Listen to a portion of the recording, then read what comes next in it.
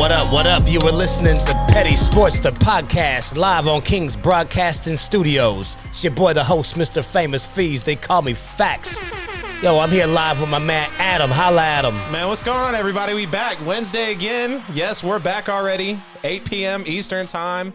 Petty Sportz, King's Broadcasting Studios as well. Call the show. Make sure. Tune in. Tell us about your takes. We got a live one tonight, guys. Fees, what we got? Oh, man, we got a crazy docket for you. I know y'all watching the play-in game as we speak, so I know y'all already see Memphis is giving San Antonio the business. I just think Pop needs to hang it up a little bit after this now. We're going to break down this play-in tournament in depth. We'll talk a little bit more NBA. We got a whole lot of NBA action for you. I know some of y'all been waiting on it, so we got that. But then we're going to take it back to the NFL. We got to talk about these rookie quarterbacks, the Madden ratings, the Pro Football Focus quarterback ratings. And then we're going back to talk about the NBA again because Kwame Brown dropped some bombs on the sports world. So we got to chop it up about that. So, man, we always start off with an off the top. And Adam ain't even know where I was going to go with this. But on the spot already. Oh, on the spot, absolutely. Off the top, we got reports. Brian Hoyer re-signed with the Patriots. What does that mean for Cam and Mac Jones? Well, I mean, obviously, they looks like they want to get some entrance in the house. I mean, obviously, Mac coming in, there's still something. There's some questions about him. You know he can play in the league right now, so they say. Hasn't played a snap yet. Being at Alabama, we know it's like a safety blanket. And then, obviously, Cam Newton, I mean, this is a big prove year for him. He had a prove year coming up. Last year, caught COVID, wasn't fair. Had a hell of a game against Russell Wilson, and everybody was up in arms. Comeback player of the year. And, I was thinking the same thing. And then now here we go, falling back. So, I mean, it just sounds like insurance at the house at the end of the day. I mean, are you going to have Cam? It's a question. Are you confident in Mac Jones? It's a question. Yeah, Belichick had confidence, but, I mean, is he really that dude? I'm going to confidently say no. Let's hear from the Pats fan, though. It's not even insurance. It's solidification. Brian Hoyer has 6 years under the Patriots system under his belt. Yeah. Brian Hoyer is there to basically coach and mentor Mac Jones while Cam does his thing. Mm-hmm. He's not there to play. He's just there because Stidham doesn't know anything. I mean, I've also heard that the Houston Texans are in trade talks to get Jarrett Stidham, which is out of this world. I'm like, what? Will y'all give us a pack of Skittles for him? I'll take it. Yeah. Give me the purple bag, please. Give him anything. Get rid of Stidham. Jesus. But yeah, man, Stidham can't help Mac Jones. Mac Jones can learn from Hoyer. Hoyer is never meant to play. He's there because he can be an extra coach. He's literally like a second book for them to read out of. Yeah. Okay, coach is asleep. Yeah, you can shoot me a text at 4:30 when we're up ready for workouts. Like, yeah, I got you on your question. Yeah, that's all he's there for. Right. Yes, I mean, that's all it means. There's no threat to Cam. But we saw him last year. Hoyer got in the game after Stidham flamed out in week 4 against Kansas City. Yeah. Both of them, straight dumpster fire. Yeah. No way he's going in the game. Right. But he does know the system. I mean, he probably has a future in coaching. He can end up being a quarterback coach. I guess that's something, right? And then end up moving on. I mean, he played in the NFL for a long time. So, I mean, Hoyer has some value, just not on the field. Right. So, I mean, I think that's all it is with that. So, man, we're going to move on in, jump right into the NBA. First topic at hand, the NBA play-in tournament. We talked about it last week. We told you LeBron was against it, and we also know LeBron is playing in it. So we'll get to that in un momento. Last night, the Indianapolis Pacers. I know nobody ever actually says the whole thing. Yeah, I was confused for a second. Yeah. I'm not going to lie. He thought I was going to say Colts. The Indiana Pacers just straight waxed the Charlotte Hornets 144 to 117. Wasn't a game at all. At all. What happened out there? I mean, you look at the Pacers moving the ball well. Obviously, they were able to create space, get some shots open. McDermott got open, obviously, a lot in the first quarter, dropping 16 points, had 21 on the game. Didn't even have to come out for the fourth quarter. You look at a lot of people, 8 players actually scored in double digits for the Pacers, all of them having at least 12-plus points. I mentioned McDermott, obviously. Sabonis with 14, 21, and 9, just shy of a triple-double. And you look at the fact that they shot 55% from the field and 45% from downtown. Anytime you can shoot like that in any NBA game, let alone when you know it's a big game and this is going to be for you to move forward in the play-in tournament, you can win a lot of games like that. At that point, it kind of doesn't really matter the talent. If you got numbers like that, you're going to be out there winning ball games. And then you look at they out-rebounded Charlotte by 16. Very physical down there. I mean, you got Doug McDermott stepping up when you knew LeVert was going to be out. You obviously had the other gentleman, Brissett, who stepped up huge, was the leading scorer compared to scoring just 10 a game in the regular season, went on to now scoring 23 to be a leader for them. So absolutely great to see the Pacers come out and do this. And I mean, it's not really a surprise because, okay, like we know what the Hornets are. Got a lot of young talent. Only really buzz is LaMelo. So this was an easy one. 144 to 117. Yeah, they walked him. Too easy for them. It was pretty much a shoot around. I mean, just like you were saying, they dominated them on the boards 54 to 36. I mean, that was a massacre. I mean, LaMelo had one of the worst games of his career. Yep. 14 points on 4 of 14 shooting. Had 1 board, 4 assists, and 4 turnovers. The dude's plus-minus was minus 35. Yeah. I mean, you're not winning any games like that when your so-called Rookie of the Year candidate has a game like that. And, I mean, it wasn't just all him. The team did not show up. Right. It was 17-4 in the first 5 minutes of the game, and it was effectively over right from the start. It really was. I mean, like, I sat down, was ready to dig in, was like, all right, had everything cleared out, like I'm about to dial into this game. Halfway through the first quarter, I was like, don't I need to wash the dishes or something? Like, there's some more stuff that could be done around this house. I'll come back and check on this later.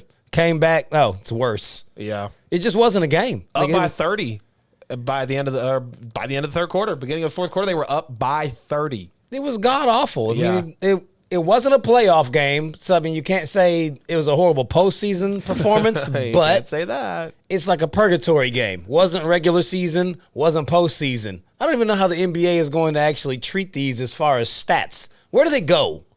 Aren't they play-in stats? I'm pretty sure I heard I mean, that. are play-in stats separate from everything else now? Because that's a whole new category of games. That ain't regular season and that ain't playoffs. I'm pretty sure play-in stats are a separate thing now. And you got the Grizzlies walking the Spurs right now by 21. I mean, I already know Twitter.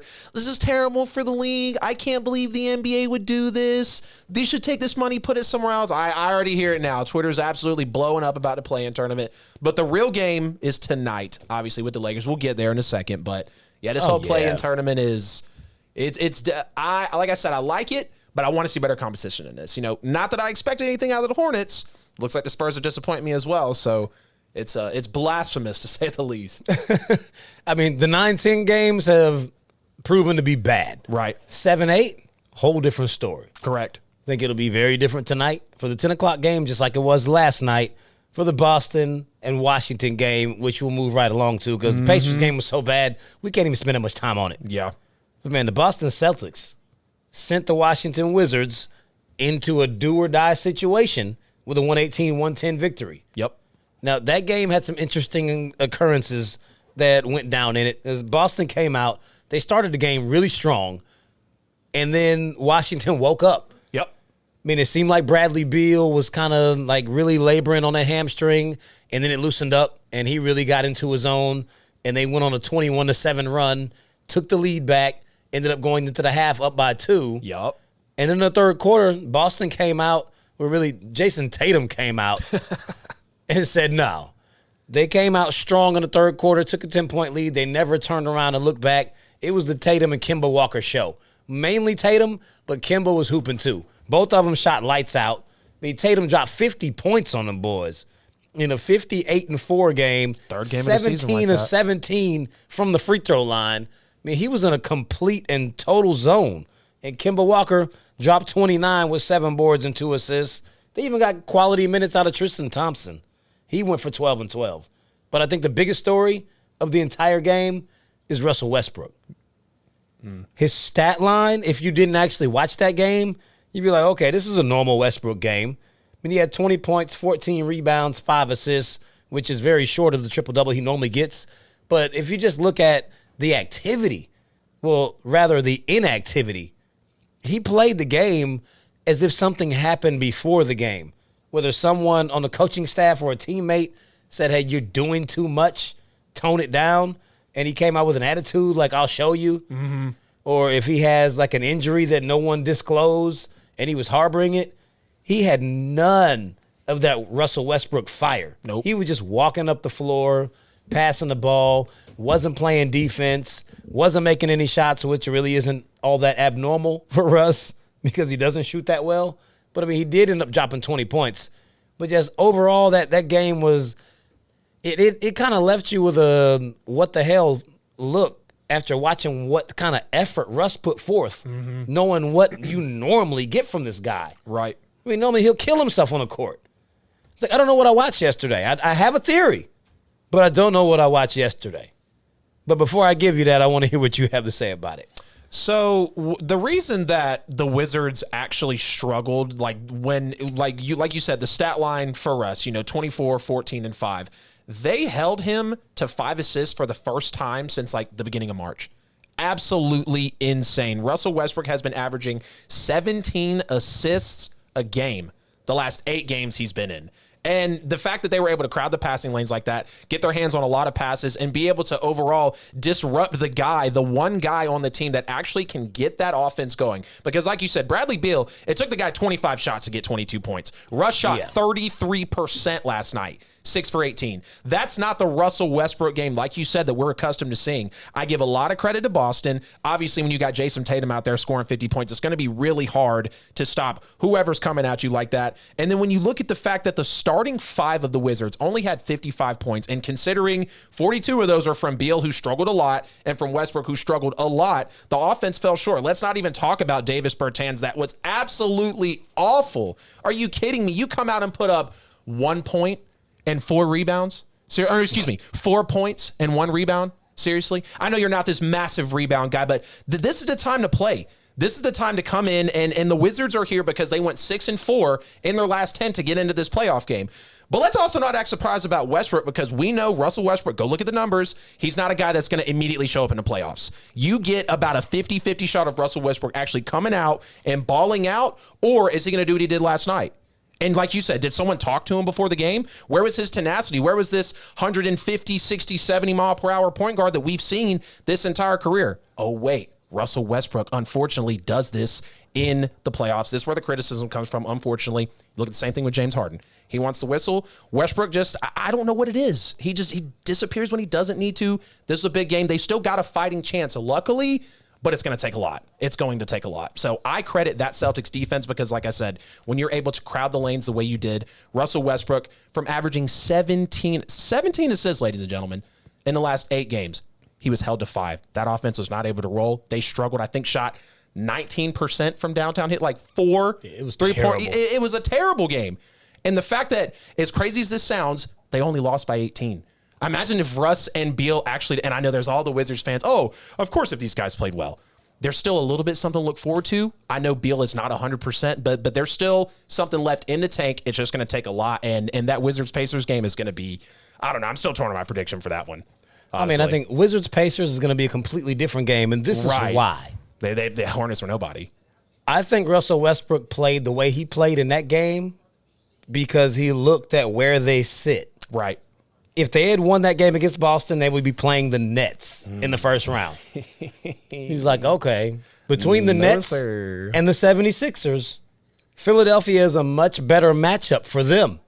He would rather go out there and do battle against Philly than he would against Brooklyn in round 1. He knows he's not getting out of round 1 if they've got to play Brooklyn. Tanking? Is that what I'm smelling here? If you tomorrow night, if we see Russell Westbrook play 1,000 miles an hour, and get a 40-point triple-double, like what? Where he has all these assists and he got the rebounds like he always does, but if his assist totals come all the way back up, his energy level is up, and he's out there like the Russ that we're used to watching, I really feel like this was a posturing game where he's like, I would much rather see Philly in the first round than Brooklyn. He doesn't want to have to go out there and be like, okay, the whole headline is going to be me against KD and Harden for the entire series. They're going to drum up everything from when we played together at OKC, when we played together at Houston, the times that they played against each other. That'll be the entire storyline for that first round series. Yeah. Losing the first game, you play against Philly, ain't no stories. It's you against another point guard that can't shoot. So now you got 2 guys who rely on athleticism and the other intangibles outside of their scoring to run their team. Russell Westbrook against Ben Simmons, that's a lot more interesting matchup. And although there's no way I would pick them to beat Philly in a 7-game series, right, they stand a much better chance against Philly than they do with outscoring Brooklyn. So I feel like that's what happened. And we'll actually see that materialize in the next game. They pulled the Clippers. Well, I don't think they pull the Clippers. That's what you're telling me. They didn't want to face a competition up front, so they failed to face the Sixers. I think the Clippers narrative is absurd because the Lakers are hurt right now. It would be more beneficial for the Clippers to play the Lakers first than to wait to have to play them in the conference final when they're healthy. Boy. If they make it that far, they're healthy. Yeah. Like, play them now. Yeah. Play them while they're still beat up. This is your time. Yeah. So it would be stupid. If that's what the Clippers did, they're dumb. I don't know, man. If you want to jump the Lakers, get them right now. Yeah. Like, this is the best opportunity. Kick them while they're down. Yeah. And this is the thing about the Lakers this year. Like, this is why I'm not counting anything out. Because next year in the NBA, you got talks about the Mavs making a big push in free agency to go get a guy for Luka. Like, obviously the Mavs are getting on the tread for, LeBron and AD. Klay Thompson's supposed to come back next year, so Golden State probably is going to be somewhat of a threat. I'd say a 4 or 5 seed next year, maybe. We'll see what happens. This is the time. The Lakers are down. What can you do? Because, like, the king is not 100%. We've heard it from himself, which was really nothing. We know LeBron. We've seen it. He's been hampered all year. The king is not 100% right now. He's not himself. And with the defending champions really on the ropes right now, it feels like there's a big chance for the entire NBA, especially the West, to take advantage. Oh, absolutely. And I'm looking forward to see just how this whole thing unfolds. It's just like the game we're watching right now. We got the Spurs and the Grizzlies. The Memphis is up 41-22. It doesn't really seem like there's any end in sight for San Antonio. They're not coming back. Just like we watched in the game yesterday where the Pacers just completely throttled the Hornets. Yep. We're getting the same type performance. I mean, DeMar DeRozan is still yet to get on the board, and they're in the second quarter. I mean, it's just it's a shellacking. Ja Morant isn't even the one doing it. Once he gets it going, there's nothing to say that they won't win this game by 30, just like what we watched with the Pacers and the Hornets. Yep. But, I mean, San Antonio is injury-ridden. They backpedaled into this game. It's actually not surprising that they're getting smacked right now. What I'm interested to see is this Grizzlies game against whoever loses tonight. Because that's what the real action is going to be. Lakers versus Warriors, 10 o'clock. When we go off air, they'll be tipping off. Can't wait for that game. That's what we want to see. Coming into this game, the Lakers coming off 5 consecutive victories. The Warriors are coming off 6 consecutive victories. So, I mean, both teams are coming in hot. Steph Curry has been killing it. Yep. When he's averaged 37 points over the last 6 games. Yep. I mean, he's on fire. He is. And there's no one on the Lakers roster that can guard him. Right. I mean, it's not like, okay, you act like you want to double team him. Y'all don't have perimeter defenders that can stick him. You got big men. This team doesn't play down low. Old they hampered shoot. big men. This is what they do. You can't dominate the boards if they shooting and they ain't missing. Yep. I mean, this will be very interesting to see if Steph Curry comes out and he's on fire because, he's been pressing the issue. Yeah. You're seeing games now where Steph is putting up 30, 35 shots in a game. That normally is not his way. But he understands he's got to put the team on his back. Got to. And this has really become a coming out party for Steph. Yeah, they got to win. Absolutely. That's why he's playing this hard. But one thing I will say is I don't want to sit here and act like that the entire Warriors team is going to be extremely seasoned for this playoff run, because at the end of the day, it really is only Steph Curry. Now, it's a great story. They are hot. There's no doubting that. But I don't know. We'll have to see because, like Mike was saying before he got on the air, man, all the chips are in tonight. Everybody's playing tonight. LeBron's in. AD's in. Everybody's playing. All the chips are pushed to the center of the table for this one game. So we'll see what happens. This is going to be the best game of the season, more than likely. It's going to be an amazing game. Oh, it absolutely will be a great game. I mean, unlike the Eastern Conference where you really have teams jockeying for position, what we're looking at in the West, you've got the Utah Jazz sitting at 1. You've got the Phoenix Suns sitting at 2. I think both of these teams feel like they can beat either of those teams. And I really think both of them would rather play Phoenix. It's like they really are about to go balls out tonight because they're like, hey, look, if we win this game, we get our next series against the Phoenix Suns, and both of them feel like they can take them out. Yep. Because both of them recently beat them in this run. In the 5-game run for the Lakers and the 6-game run for the Warriors, both of them beat the Suns. Like they feel really confident about playing them. I mean, the Warriors also beat the Jazz, but I think the Suns will be a much more comfortable first-round series for them to walk into before you had to really get down to playing against the dogs in the West. Absolutely. Because I don't feel like the Suns are one of the dogs. They got a very they're a 2 seed. They earned it. I have no confidence in them. Yeah. Give me CP3 versus Steph Curry. I'll take the Warriors. Right. Absolutely. So who you got tonight? Man, this is going to be a huge game. It's going to be absolutely a huge game. And as much as I want to bank on the Warriors and the hot streak and Steph Curry and everything that they have going for them, I know LeBron's hurt, but this seriously feels like a game where LeBron's not going to be 100%, and it still feels like a 40-point game coming from LeBron. Like, this is a huge game for him. This is arguably one of the biggest games of his career again, because now you're hampered. People are going to look at this as potentially a legacy game because we always know the spotlight. We like to hold LeBron into first playing game. Can you defend your title first time in LA? You're the GOAT, apparently, this, and that. So at the end of the day, I do think the Lakers are going to take this game, as much as I don't want to pick them because I love the run that the Warriors are on right now. I remember, obviously, when the Warriors were absolutely dominating just a few years ago in the NBA. Injuries have hit them, obviously, extremely hard, but it's hard for me to bet against LeBron and AD, healthy or not, because these are guys that have presence in the postseason. Now, they've got KCP, and they've got an Andre Drummond, and they've obviously got a Schroeder, who aren't going to be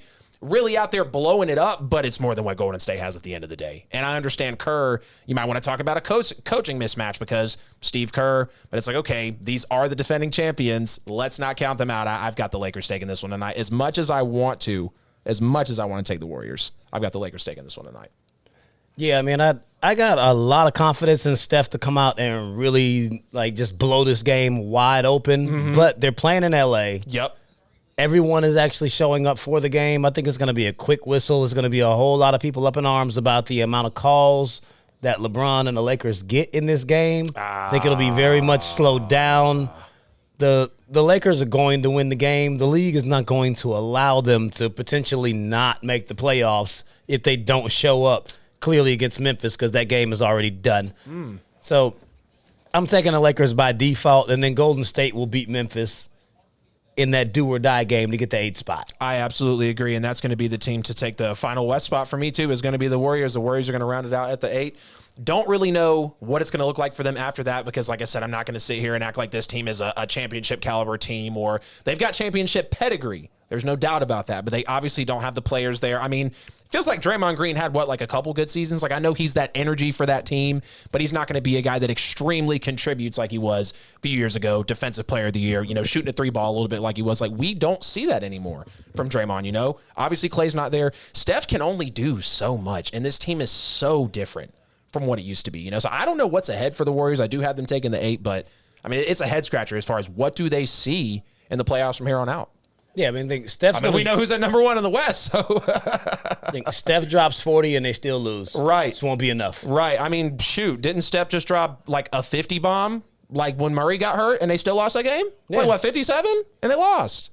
This team's just not well-rounded, unfortunately. It's just that's what it is, man. They are not a well-rounded team. Exactly. He does not have enough, which is why he is the MVP. And it is a perfect way to get it, man. 8:24 every single Wednesday. Y'all already know what we do. We got a great segment coming for it, too. Please, I'll count us down. 3, 2, 1. Kobe! My boy. Rest in peace to the Black Mamba forever. Beautiful enshrinement ceremony by Vanessa Bryant. Man, that one, I'm not crying, you're crying. In the middle of that ceremony, that was tough. We're about to get into that, though. I'm excited for this topic, man. It was a great ceremony for Kobe the other evening. Absolutely, man. Naya got me on the text message. She beat me today. It's all bad. I normally get her. But, man, we're going to use the Kobe to segue right on into the NBA Hall of Fame ceremony for the enshrinement. You all saw it. If you didn't, I'm pretty sure you pulled it up because, I mean, there's no way anybody could have gotten away with not watching that. I mean, we had Michael Jordan come out and escort Vanessa Bryant to honor Kobe Bryant in his Hall of Fame selection, which we all knew was coming. We thought he possibly could be one of the first players to actually skip the 5-year time window to get in. But even in his due time, I mean, the ceremony was awesome. And there was nobody other than Michael Jordan who could have been chosen to escort Vanessa out there. I mean, he was a big brother to Kobe. He modeled his whole game after him.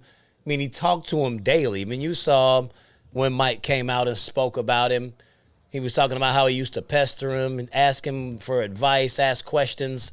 That's why his game was so similar to his, because Mike gave it to him. He actually entrusted all of his secrets with Kobe. So, I mean, even if Kobe was still with us, I feel like Mike would have been the person to come out and introduce him. There was no other way for this to go down. I mean, Vanessa's speech was pretty awesome. I mean, just to hit some of the key points. I mean, she came out and she didn't have anything written because she said Kobe doesn't do that. Right. So he winged every speech because he's just that smart and intellectual. Like, he'll figure it out. So she figured she'd do that just in his honor. And then she went on to talk about just how she never praised him publicly while he was here because he got so much praise from everyone. So she felt like she had to kind of bring him back down to earth.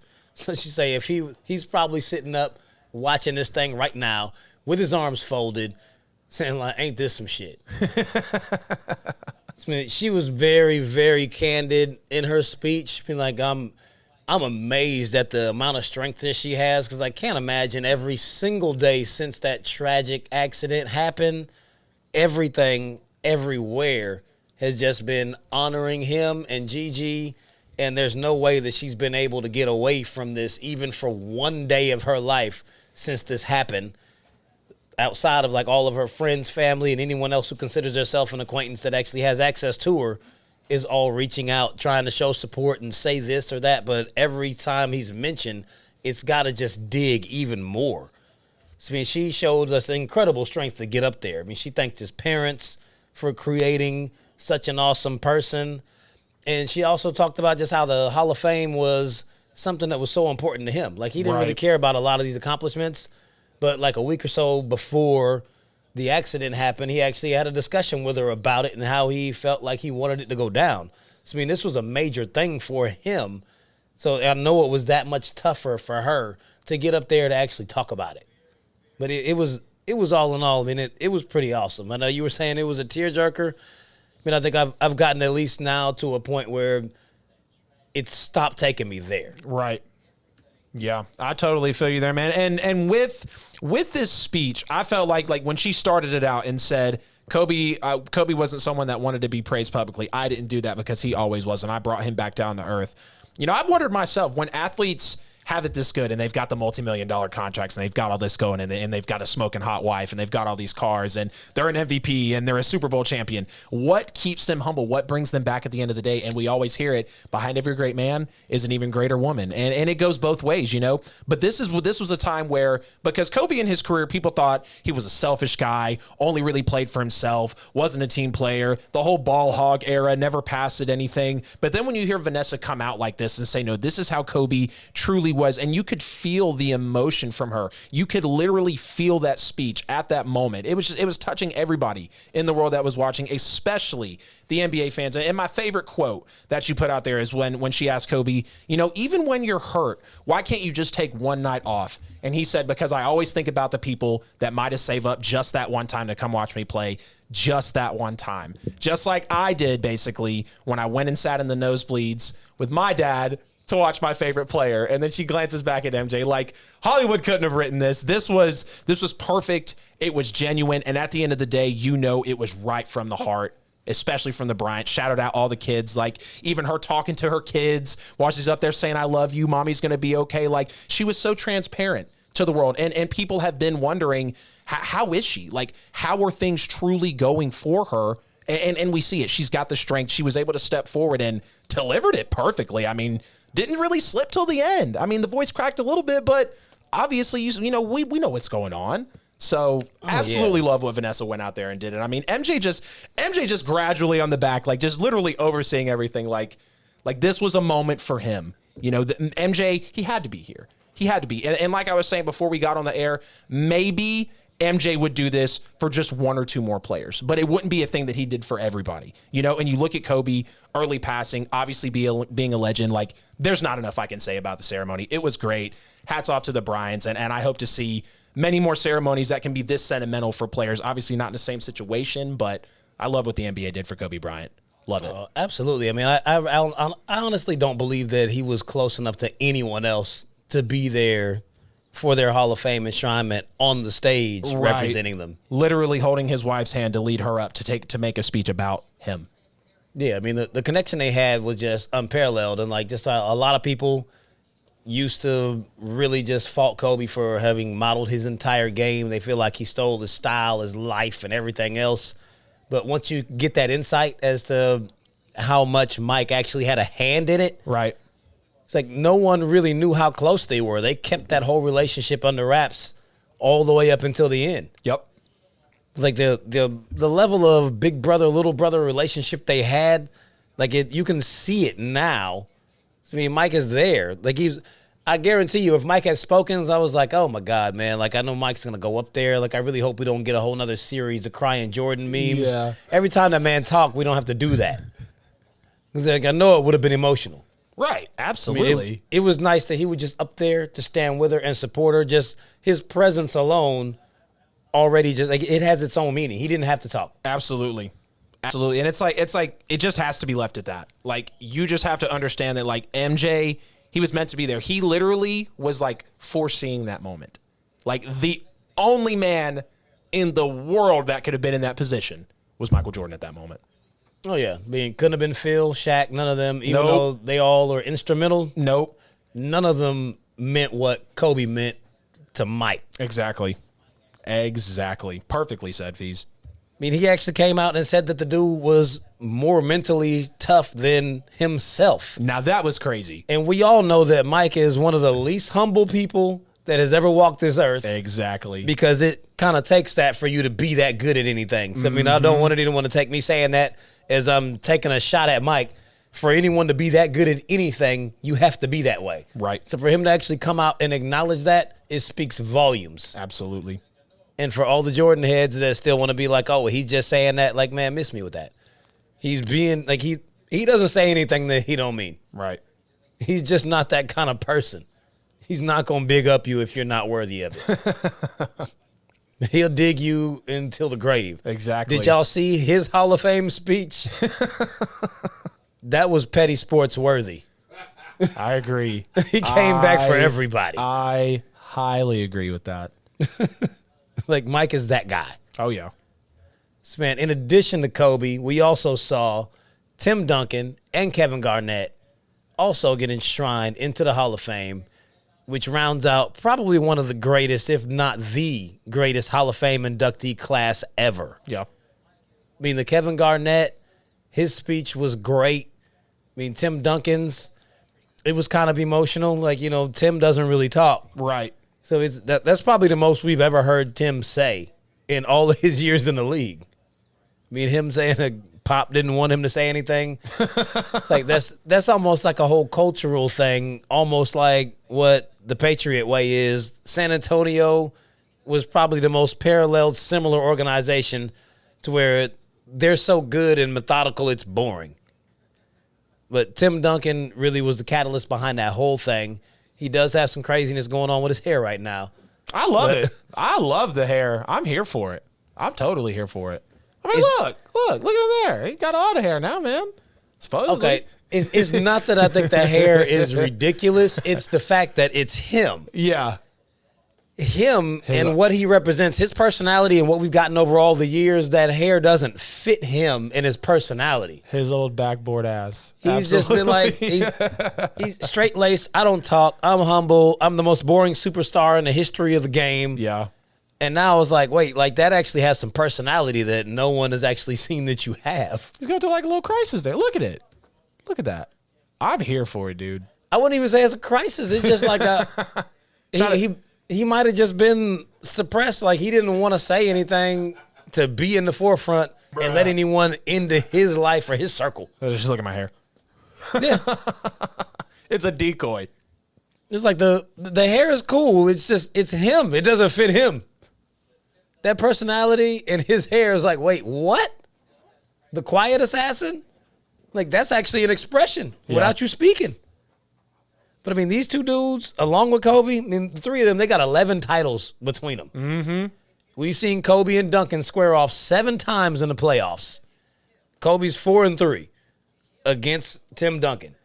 But, I mean, if you look at these guys, they came in, Kobe, a year or two before Duncan.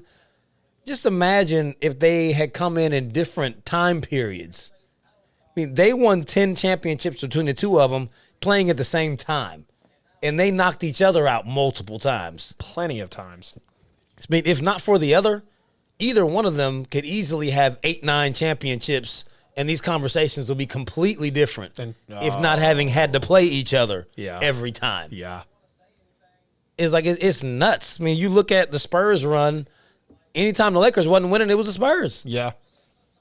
And when the Spurs wasn't winning, it was the Lakers. Two existing dynasties, basically. I mean, you look at how Popovich ran that entire team. Like you were kind of talking about the Patriot way, you know, just like real quiet. We keep everything in. Yeah. Not a lot of noise. Everybody's on their P's and Q's. Like it's the Spurs way. I mean, that's the perfect way to describe it. You know, Tony Parker, you had Kawhi out there. You know, Boris Diaw at one point, Tim Duncan. Shoot, man, I'm trying to think of these other guys they had. They had some ballers out there in San Antonio. Ginobili. Exactly. As I'm forgetting the bald spot, man. Big Shot Bob. Yeah. Won with both of them. Mm-hmm. Like he got championships with the Lakers and the Spurs. Yeah. Like he knows all of them well. Yeah, extremely. He's doing his thing. He knows what he's up to. Then, I mean, Kobe squared off against KG twice in the finals. Yup. Losing in 08 to the Celtics and then going back in Game 7 and beating them in 2010. Those were some of the greatest finals I had ever watched. I loved those between the big crew of the Lakers and you had the big crew of the Celtics as well. Like it was just so much star power. Like it feels like, with the exception of maybe the Warriors and the Cavs for those first few years, and I mean, even then it was really the Warriors so stacked over them. LeBron just had the crazy one, you know, coming back from 3-1. But when you look at all the star power, and we got it in 2 consecutive years, basically, it felt like. Lakers, Celtics, extremely deep rivalry. One coming out, another one coming out. I mean, and like you said, it feels great, the fact that Kobe, Tim, and KG all in the same class, all played a huge part in each other's careers. And like you said, it could be extremely different if one of these guys isn't here. I mean, we're talking about multiple more championships, move these guys way up the GOAT ladder. Like, who knows what we'd be saying at this point? I mean, they both got 5. Right. If you remove one of them, I mean, clearly they played each other 7 times in the Western Conference. Mm-hmm. So that could potentially be 7 more trips to the finals for either one of them. Mm-hmm. I mean, that's crazy if you think about how many more times they could have gotten there. Yeah. I mean, either one of them could be sitting somewhere around 10. Right. I mean, that would completely change the whole GOAT conversation. Eesh. Yeah, man. I mean, it's like, hey, hats off to all 3 of them. I mean, all of them are extremely deserving. I mean, it makes me sick to my stomach every time I see the Anything Is Possible clip with Kevin Garnett out there and the confetti flying. Because as a Laker, I can't stand it. But we got revenge in 2010. Oh, absolutely. It wasn't bittersweet for long. And that was even sweeter with Ron Artest, a.k.a. Meta World Peace, AKA. thanking the hood and his therapist and everybody else he could think of. Yeah. Because that dude was crazy. Extremely. It's like, man, it's so many memories between the 3 of these guys and the way their careers just intertwined. Mm-hmm. It's like you have to have all 3 of them there to tell this story. I mean, they dominated the league during their time. Mm-hmm. I mean, hell, until they were done, LeBron could not get one in the books. At all. At all. Which is like Gary was saying before we got on, it's crazy people will talk about the GOAT conversation, but not even really mentions Kobe's name in there. It absolutely blows my mind. When he was like, I mean, you just said it perfectly. He was a barrier for a while for LeBron to be able to get past that cusp of being on the title run. You know, when you're held back by this much greatness that's in your way for so long. Like the Popovich Spurs of that, that era of the Popovich Spurs, like that was obviously some of the best there. Celtics too, obviously huge part in the Lakers. Like you're piecing it all together perfectly, which it shows why these guys all should have went in this year. Oh yeah, I have absolutely 0 gripes with that Hall of Fame inductee class. I mean, I see there were a few more that got in. It's like, man, those 3, they really just like they were highlights. They're it. I mean, you actually forget that other people were inducted because of the stature of these 3. Right. I mean, Rudy T, he did his thing back in the early 90s, but you also have an extreme group of people that think that he wouldn't have got any championships had Mike not left. Yeah. I disagree with that, but it's a valid argument. You can't just dismiss it. But, man, outside of that, man, Hall of Fame ceremony, it was great. I went back and watched the whole thing because if any of you follow me, you see you clearly know what I was doing on Saturday. I was out with the Patriots fan club, having a good old time. So, man, that thing went hard. Crazy as hell. I enjoyed it. I wish I could pull that clip up right now so everybody could see you, Feast. I thought about it. I said, I should send it to the crew. And when you bring it up, he's like, boom, cue it. Right at the press of a button. He was hopping around like crazy, bro. Y'all know how to find me, though. It's Famous Feast, Facebook, Instagram, Twitter, now on TikTok. Yeah. Just recently. Yeah, my boy on there. That video was on there. Petty Sportz 2 coming soon with a TikTok account. Seriously, we're going to get on there and show you guys. I know y'all probably think it's hilarious. Just wait till the content starts coming. The engagement's going to be great. The show is going to expand a lot from there.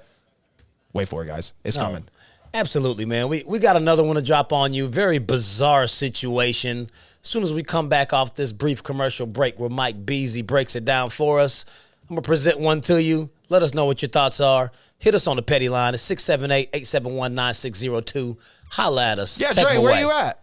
Come on now. Appreciate that. Famous Facts Fees. Ladies and gentlemen, you are tuned in to Petty Sportz Wednesday Night Edition, brought to you by Kings Broadcasting Studios with the super extraordinary host, Famous Facts Fees, and your boy Adam Lewis. They always on deck with the hottest topics going in every week, 8 o'clock. Thank you for joining tonight. Share the show. Get at us in the comment room. Call in 678-871-9602, 678-871-9602. That's how you can be a part of the show tonight. Don't be afraid. Call in, but do understand our opinion are the only ones that really matter. All right? You know what I'm saying? Go check out some of the older shows on Google, Spotify, Apple Podcasts, and not Google Spotify, but Google Podcasts and over on Spotify, and check out some of the later shows or the earlier shows that have already aired. And this show will be up tomorrow as well. So that's Google Podcasts, Apple Podcasts, and Spotify. Go over there, check us out. Join and subscribe on the YouTube and Facebook page, Kings Broadcast and Petty Sportz, so you can get those notifications when these guys go hot or anything we're doing here on Kings Broadcast, and you will be notified. Go get those numbers up over there at Petty Sportz, like he said, on TikTok, Instagram, Facebook. Get at these guys, you know what I mean? In Messenger, all that, you know, they stay lit. So just because they not on air don't mean they still won't pump that venom in your veins. You know what I'm talking about? So, yeah, thank you so much for everybody tuning in.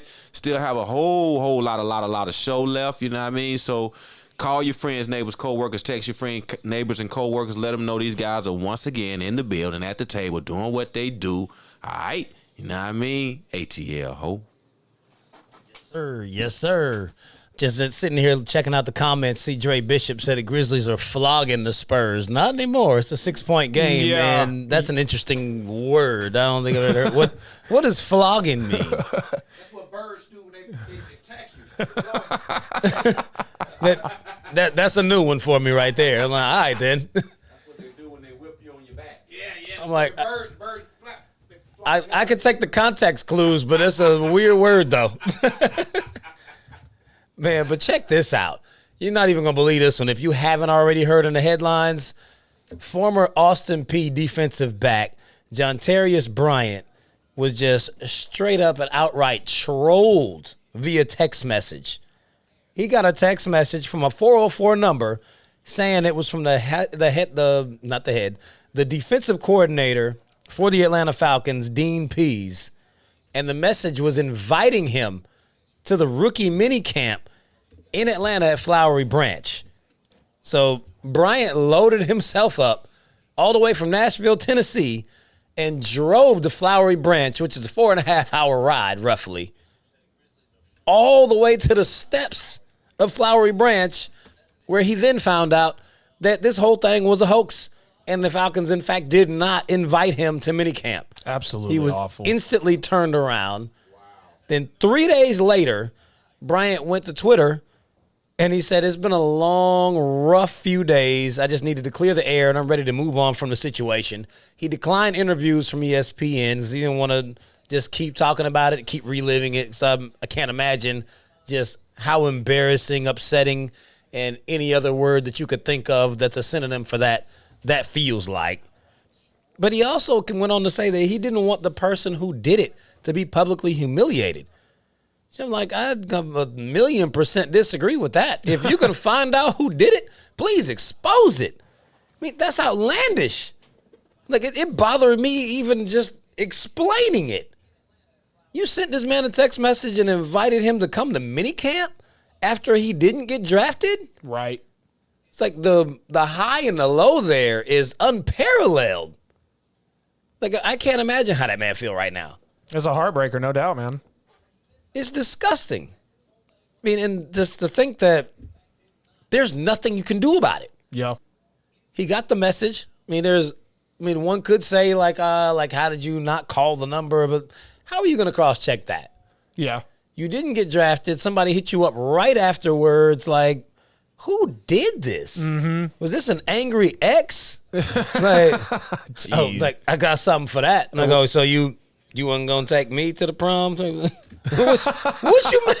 Jesus. No, I highly agree but I agree with the fact that you disagree that the person needs to be exposed, because I think people like this need to be brought forward. But so this doesn't happen to other people, because literally we have people out here grinding day in, day out to get into the NFL. It takes a lot of hard work and a lot of sacrifice for these guys, a lot of time away from people that they don't want to be away from, a lot of pain on their body that they know in the end is just going to make them stronger for this sport. And when you go undrafted after declaring for the draft, I'm sure that's hardly like an air out of the balloon moment. No question about that. But then getting that text, and I get it, why don't you call the number? But that's behind us. Hindsight 2020, the situation's here now.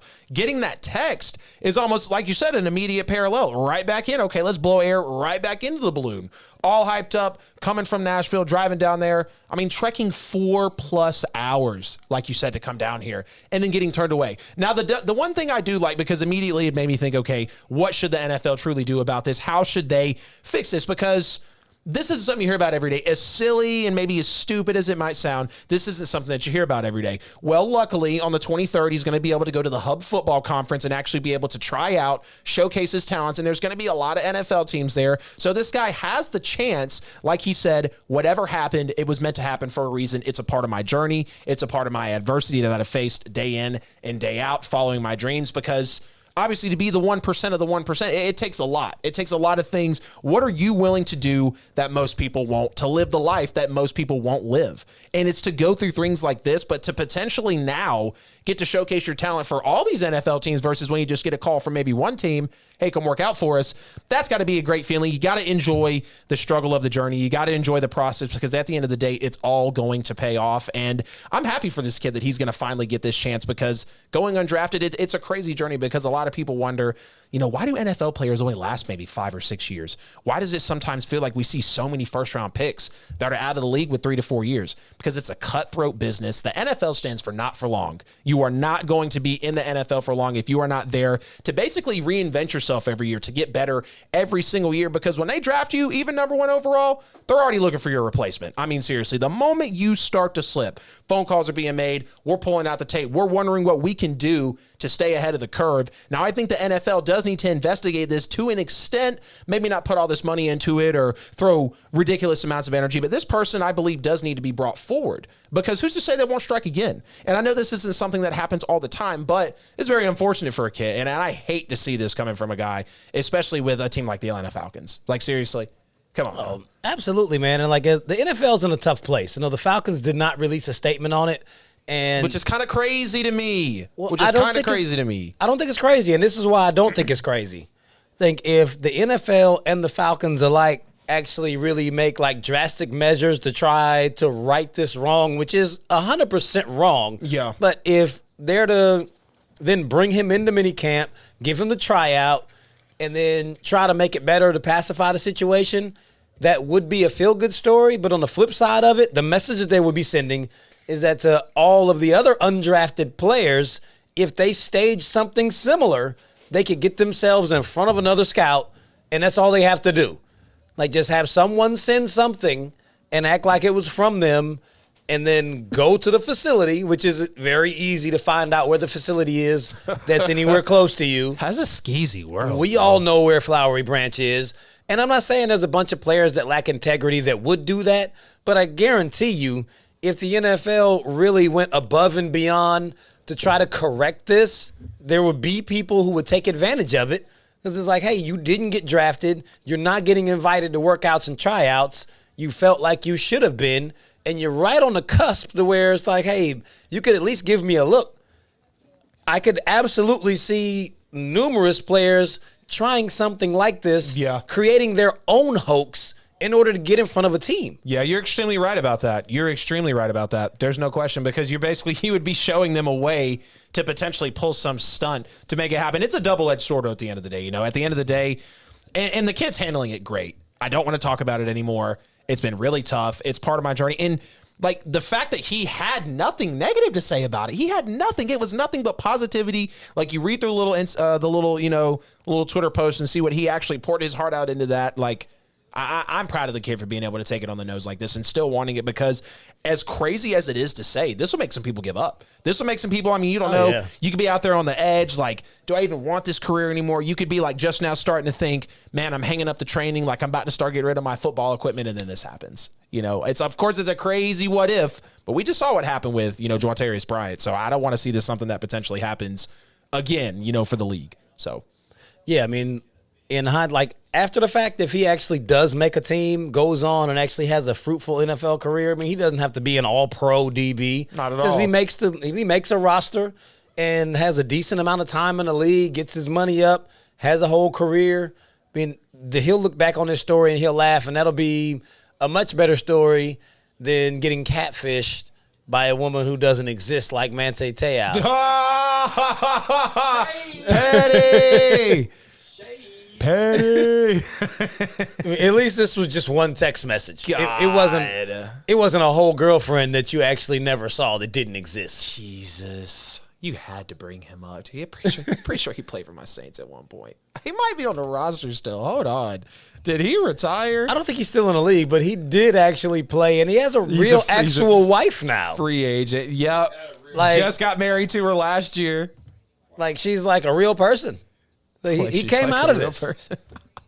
If he could come out of it, John Terrius can get out of this. Absolutely. I got faith in him. Absolutely. Yeah, he definitely took that thing on the chin. He was a lot more graceful than I would have been in such situation.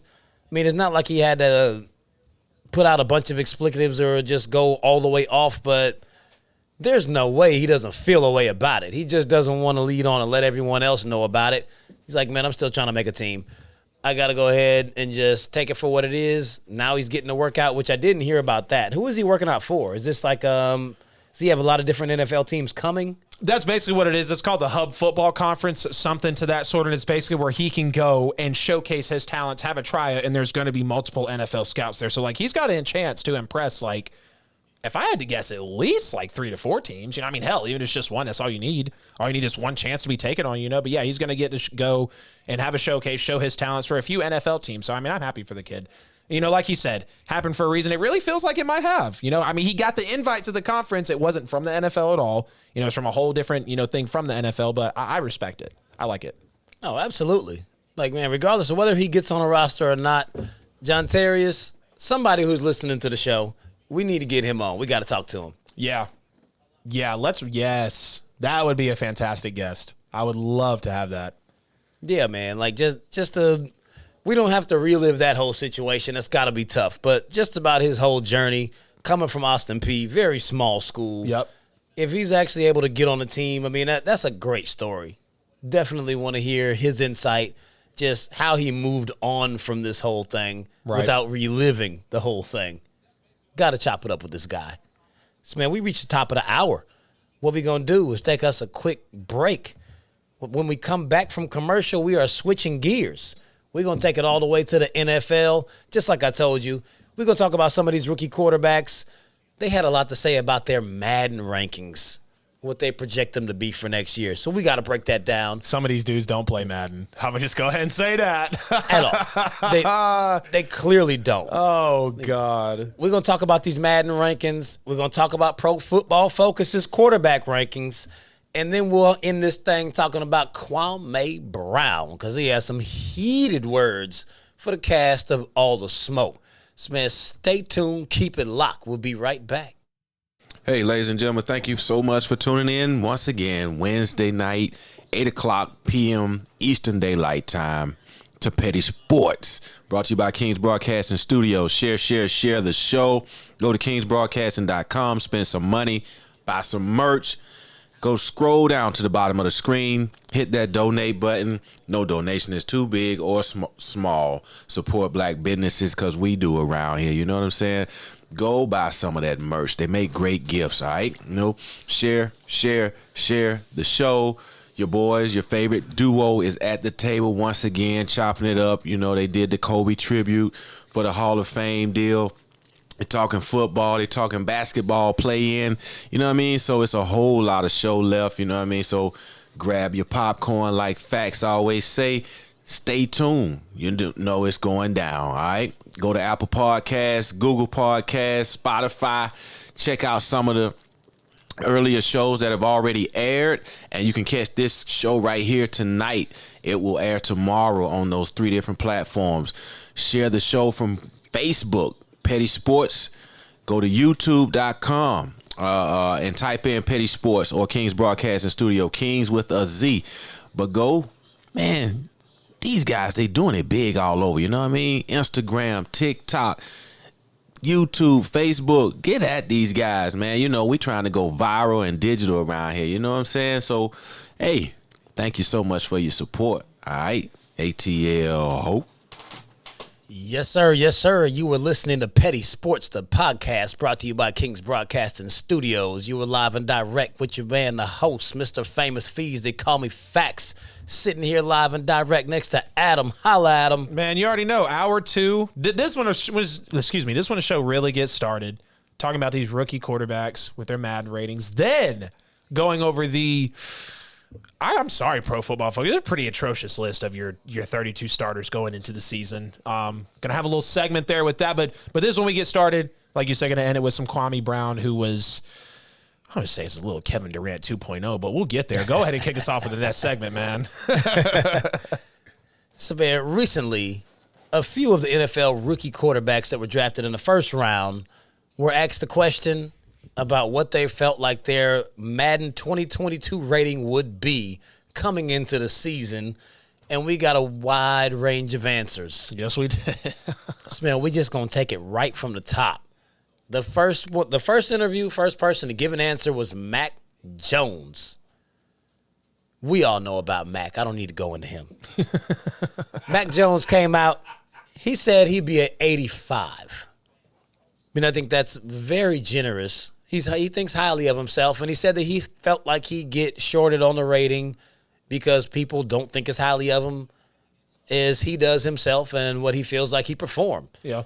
So, I mean, do you think an 85 is too high? Yeah, 85 is definitely steep, and I mean, there's no question that Mac Jones is talented. You know, we went over the analysis of these quarterbacks. We know that he can make a lot of reads. We know he's got a lot of pre-snap. We know that he makes a lot of great adjustments at the line. Lacks on the athleticism. I don't really know about the deep throws. I know he can make a lot of reads, but overall, Mac Jones being at an 85 does feel steep to me. I'm feeling like, and I know Madden here gave him an 81. I would say, and I know I'm being nitpicky, I'd probably say a 79 or an 80 because that security blanket at Alabama, he was throwing to open people. He's not going to necessarily have a line like he did with Alabama, you know, if he sees any time, if that Patriots line is still the same, if that, you know, talent core is still the same when Mac Jones gets there. This is a guy who does have a lot of NFL talent already in him, but it's going to take a lot for him to actually perform at the next level. And we know that for Mac Jones. And this is the whole narrative about the Alabama quarterbacks is, you know, what are they really? What are they once you get them away from these 4-2, 4-3 receivers, you know, 5 NFL starters on the offensive line and a bell cow back that's rushing for 2,500 yards? Who are they when they truly get away from them? I'm going to put Mac Jones about a 79 or an 80, which is just below what Madden gave him, but the kid's got a lot to prove, and I think he can be successful in the NFL. I really just got to see more out of that deep throw because, I mean, we see it. The quarterbacks now, can you throw the deep ball? Are you accurate with the deep ball? He's got the accuracy, but the strength concerns me a little bit. Yeah, I mean, I think the 80, 81, that is a pretty accurate rating, in my opinion, because, I mean, where from what Madden had quarterbacks ranked last season in 2021, that puts him around 16, 17. The two quarterbacks that are at 80 and 81 in relation to him would be a Kirk Cousins and a Matt Stafford. Right. He is very similar to Kirk Cousins and Matt Stafford with a lack of mobility. Right. He has a higher football IQ than Kirk Cousins pre-snap. I mean, Matt Stafford has a much stronger arm, but he's not showed anything to this point that he can get anything done that actually correlates to winning. Still an underachiever. So, I mean, 80-81, I think if Mac was actually to play this year, which I don't think he will. Right. If he was to play, I think he should start like around the 80-81 point just because he is able to make the pre-snap reads. He runs an offense very well. With all the new weapons that New England actually has out there, I don't really think that his arms will be an issue because there are no burners out there. And outside of there not being burners, he had burners at Alabama, and he throws the ball early.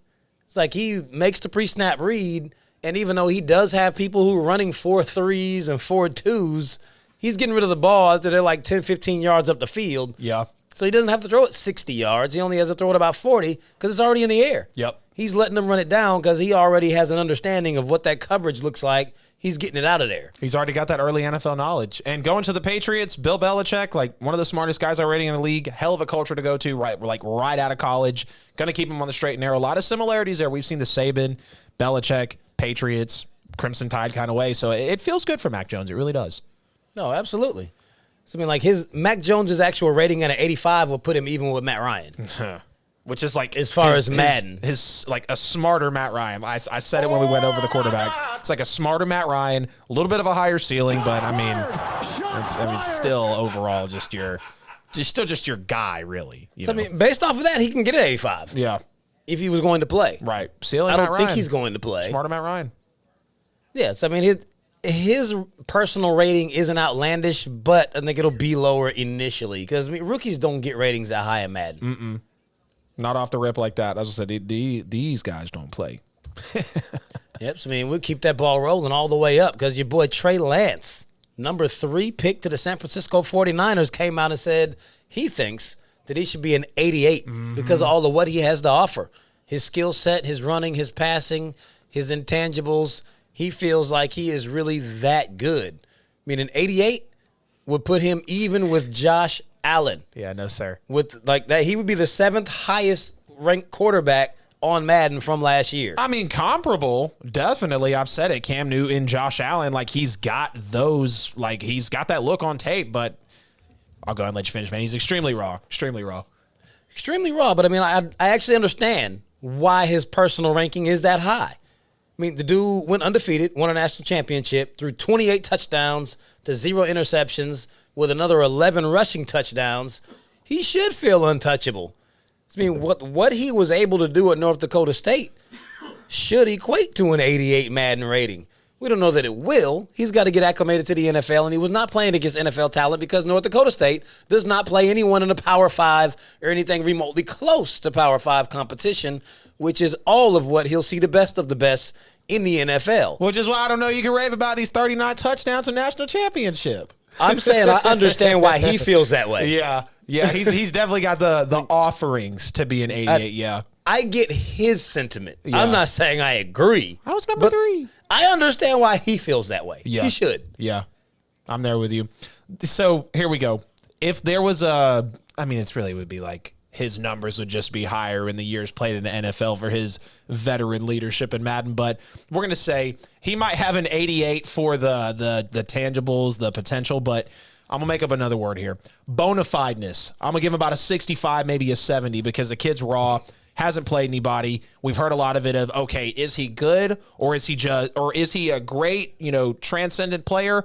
Or is he just a good guy playing around a lot of bad guys at North Dakota State? We know about Is that an actual Madden attribute? What's that? Bona fideness. No. I said, I'm going to come up with that, man. That's why I was over here giggling when you were giving your take at first. I was like, what? Boom. No, but he's the most raw quarterback in this draft. Like, we know what Trey Lance is capable of, but I'm nervous because, the pick at number 3 was a double-edged sword. And you heard Kyle Shanahan or it was I think it might have been John Lynch. I want to say it was John Lynch talking about, Kyle and I kept it personal. We didn't really tell anybody. We didn't even let the draft room know until the number 2 pick came off the board. We wanted to hear what everybody said about Trey Lance. We wanted everybody to really make us think we were taking Mac Jones. Obviously stayed super quiet about it, took Trey Lance. But at the end of the day, you are in the NFC West.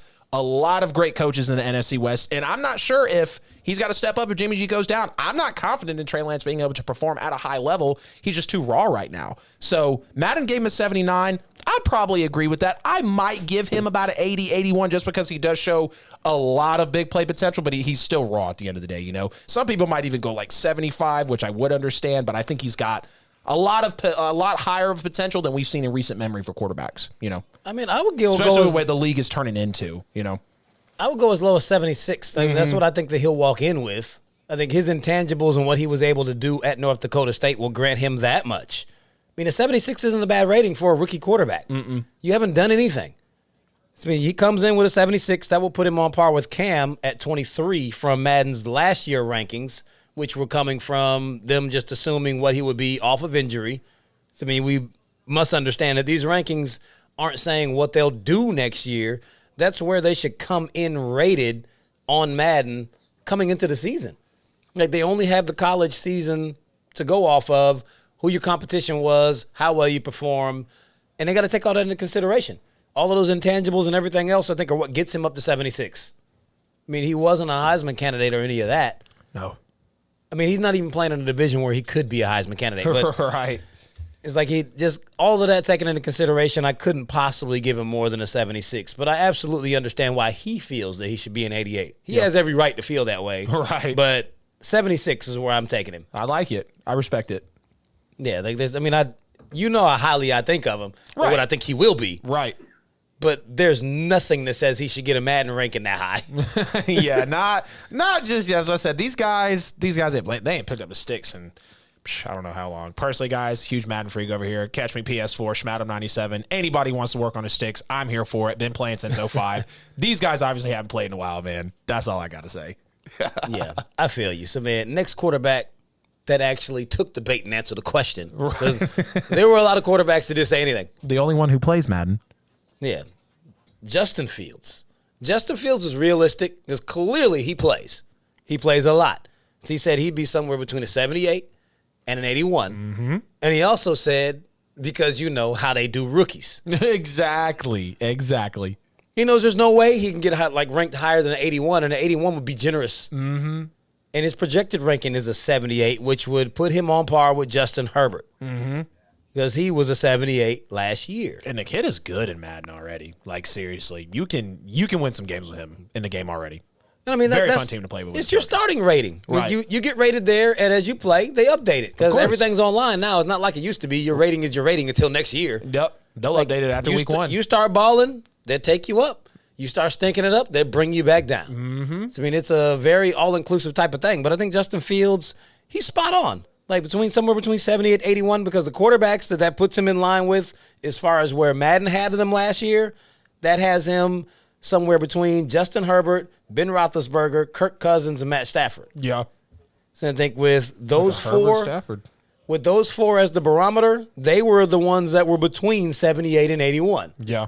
He can easily come out there with Chicago and be at that range, if not better. I mean, he's got all the tools. I mean, Chicago has a nice roster in place for him. Right. So, I mean, he could easily come in right at a 78, 79 and boost himself up as the season progresses. But I think it's a very realistic spot, and I'm not mad at him for it because he has a better understanding of how Madden works than any of these other quarterbacks, clearly. He's got to be the only one who plays. Right. His ceiling could be like an 83, 84 if we're talking about like a true ceiling of if he comes out, like you said, absolutely balls out with, I almost said Washington, with Chicago, and, you know, is going to be the QB1 from week one. I hope he is anyways. You know, Madden gave him a 78, which I felt like was fair. I would probably give him as well. I don't know, man. Honestly, maybe I'd go like 81 or 82 just because, I mean, this kid can do it all. Seriously, he can make any throw. He's extremely mobile. I mean, the scoring on the mental aptitude test for the NFL, absolutely. I think that just speaks stories about everybody that was talking smack about Justin Fields. You clearly don't know this kid. You don't know what he's been through. You don't know the actual career path he had to take being ducked by Georgia, actually going through Ohio State, being ducked so far in the draft to fall that much, because there's no question that he's better than Trey Lance. You know, there's no question about that out there. Yeah, we see all this potential and everybody sees this huge explosive tape from Trey Lance. There's no bad tape on him, really. But there's plenty of bad tape on Justin Fields because we want to pick through this Northwestern game and we want to pick through the national championship against Alabama. Like, come on, guys. seriously, I would give him an 81, maybe an 82, because Justin Fields is going to be that guy. I hope like Kelly wins Offensive Rookie of the Year. Probably won't because of Trevor Lawrence. I mean, we all know the hype that's going into him, who, by the way, is an 84 in the game, which is really crazy to think about it. An 84 in your first year. I mean, I wonder, honestly, I need to look it up. Is that a Madden rookie record for quarterbacks? An 84 right out of the gate. Obviously, we know it can fluctuate there, but Justin Fields, I feel like an 81 is fair for him. I would stick with an 81 for my boy Fields out there in Chicago. Yeah, I'm not mad at that. Like, 81 is a very respectable rating, and he was that good. Right. I mean, that 84 would put Trevor Lawrence tied with Baker Mayfield and Phillip Rivers, both of which led their team to 11 wins last year. So, I mean, that's a lot for someone who hasn't played. But I think single NFL snap. I think Justin Fields actually has a much better chance at winning Offensive Rookie of the Year than Trevor Lawrence, just for the mere fact that Chicago has a far better team. Mm-hmm. He's got better receivers, running backs, a far better defense. The coaching, I mean, we don't know what Urban Meyer is going to be in the NFL. Right. We just know what he was in college football. That doesn't always translate. So, I mean, just the situation that Justin is going into, I think he's got everything lined up for him to be Offensive Rookie of the Year. So, I mean, that team was 8-8 last year. They backed into the playoffs with Mitch Trubisky and Nick Foles. Yeah. We know Nick Foles. We know Nick Foles can't play a regular season. He's like the cleanup guy. You put him in at the end of the year, and Mitch Trubisky was never. That was one of the most questionably ridiculous picks we've ever seen. I mean, even Daniel Jones wasn't as bad as Mitch Trubisky, and that's saying something because we all felt some kind of way about Danny Dimes. Oh, he's better than Mitch, and that's saying something. He's not that good, but he's better than Mitch. Yeah. Wow. I mean, bringing Justin Fields in. I mean, when is the last time that Chicago had a quarterback as good as him? Right. I mean, people are already saying potentially this is going to be the best quarterback we ever had, which, I mean, is unfortunately isn't a testament to much. It is, but it isn't, because there's never been any talent. But also at the same time, with Fields being a rookie, can you really already, like we're about to get into these PFF rankings, can you really already give someone that high of a ceiling as soon as they come into the league? You know, you got to let them get in there, get a couple snaps under their belts. I mean, we thought a lot of things with a lot of players, with a lot of quarterbacks, you know, in the NFL. So we got to see for Justin Fields. Oh, absolutely. So, man, that brings us to our last quarterback who actually took the bait. And it looks like this is about to be an ongoing saga. The New York Jets first-round pick at number 2. I know the Jet fans always have an issue with everything I have to say, but it's clear that you guys don't really watch football. You're just homers. Zach Wilson said that he should be a 90, and that's because he hasn't played yet and he hasn't done anything. A 90. And you haven't done anything yet? Let me just put that in a little bit of context for you. There are only 6 quarterbacks in the entire NFL that have a 90 or better rating. He's saying that he's top 6? Deshaun Watson was a 90. You got Pat Mahomes, Tom Brady, Aaron Rodgers, Russell Wilson, Lamar Jackson, and Deshaun Watson. You're saying you're as good as them? Fresh off the blocks? Clearly he has never even seen anyone play Madden, let alone play the game. It's like, bro, you didn't play against anybody. You were at BYU. I mean, let me just give you real context on that. In his 3 years at BYU, he played 6 games against Power 5 teams. He threw 5 touchdowns and 4 interceptions in those games. Those are the type of players you're going to play against. And we want to keep it all the way funky. Those weren't big boy defenses. Nope. These Power 5 teams you played against were Utah, Washington, USC, Boise State. Like, when they're really borderline not a Power 5. Because, I mean, what they took – did they take the Big East out of that? I guess they are technically still considered, but none of those are powerhouse defense schools. Oh, not at all. Like, you played against schools that throw the ball all game long. And that's all they do. They pass. They don't play defense. They throw and they score. And you couldn't ball out against them. Didn't have a single 300-yard game against any of them. And, I mean, it's very indicative of the fact that he threw 5 touchdowns and 4 interceptions, that when he plays against better competition, it's not his thing. I mean, a 90 rating is beyond absurd. I mean, you're supposed to be in company with those 6 guys? You know, I think on par for Zach Wilson be a 74. Give him a 74, that'll have him right even with Ryan Fitzpatrick. That's the number 26 ranked quarterback in the league from last year. I think a 74 ranking is where he should fall on his way in. That's all I'm giving him. Tough, but I agree. I mean, a 90, absolutely insane. I mean, I was like, is this real? Like, he actually guessed a 90 for himself in Madden. It's clear that he doesn't play. This kid's nowhere close to a 90. I wouldn't even give the kid an 85, to be honest with you. Like I said, we broke down these quarterbacks before.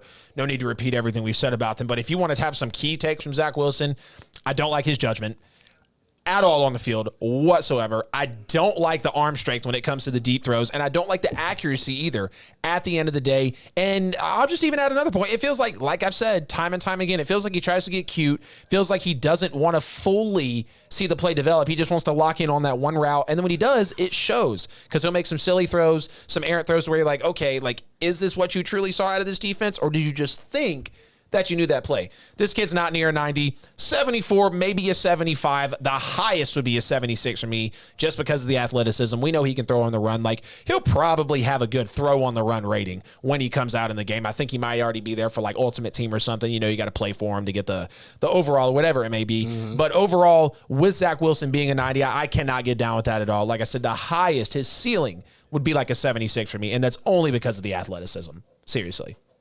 Yeah, I mean, that's 90 is just outlandish. I can't go higher than 74 just because of where the other quarterbacks are ranked. Right. It's like, is he even a 75 or a 76? Nah, I don't think so. I mean, I wouldn't be surprised if Madden actually came out. When the game drops, they rank him like a 70. On some Davis Mills type stuff. Whew. Yeah, it's like, you're going to have to prove it. Yeah. Like, the Jets drafted you way up there. We don't trust it. You got to show us. Until you do, you're not going to be rated that high. Yeah. Just can't. I can't see it. Can't do it for all the reasons that I outlined. It's ridiculous.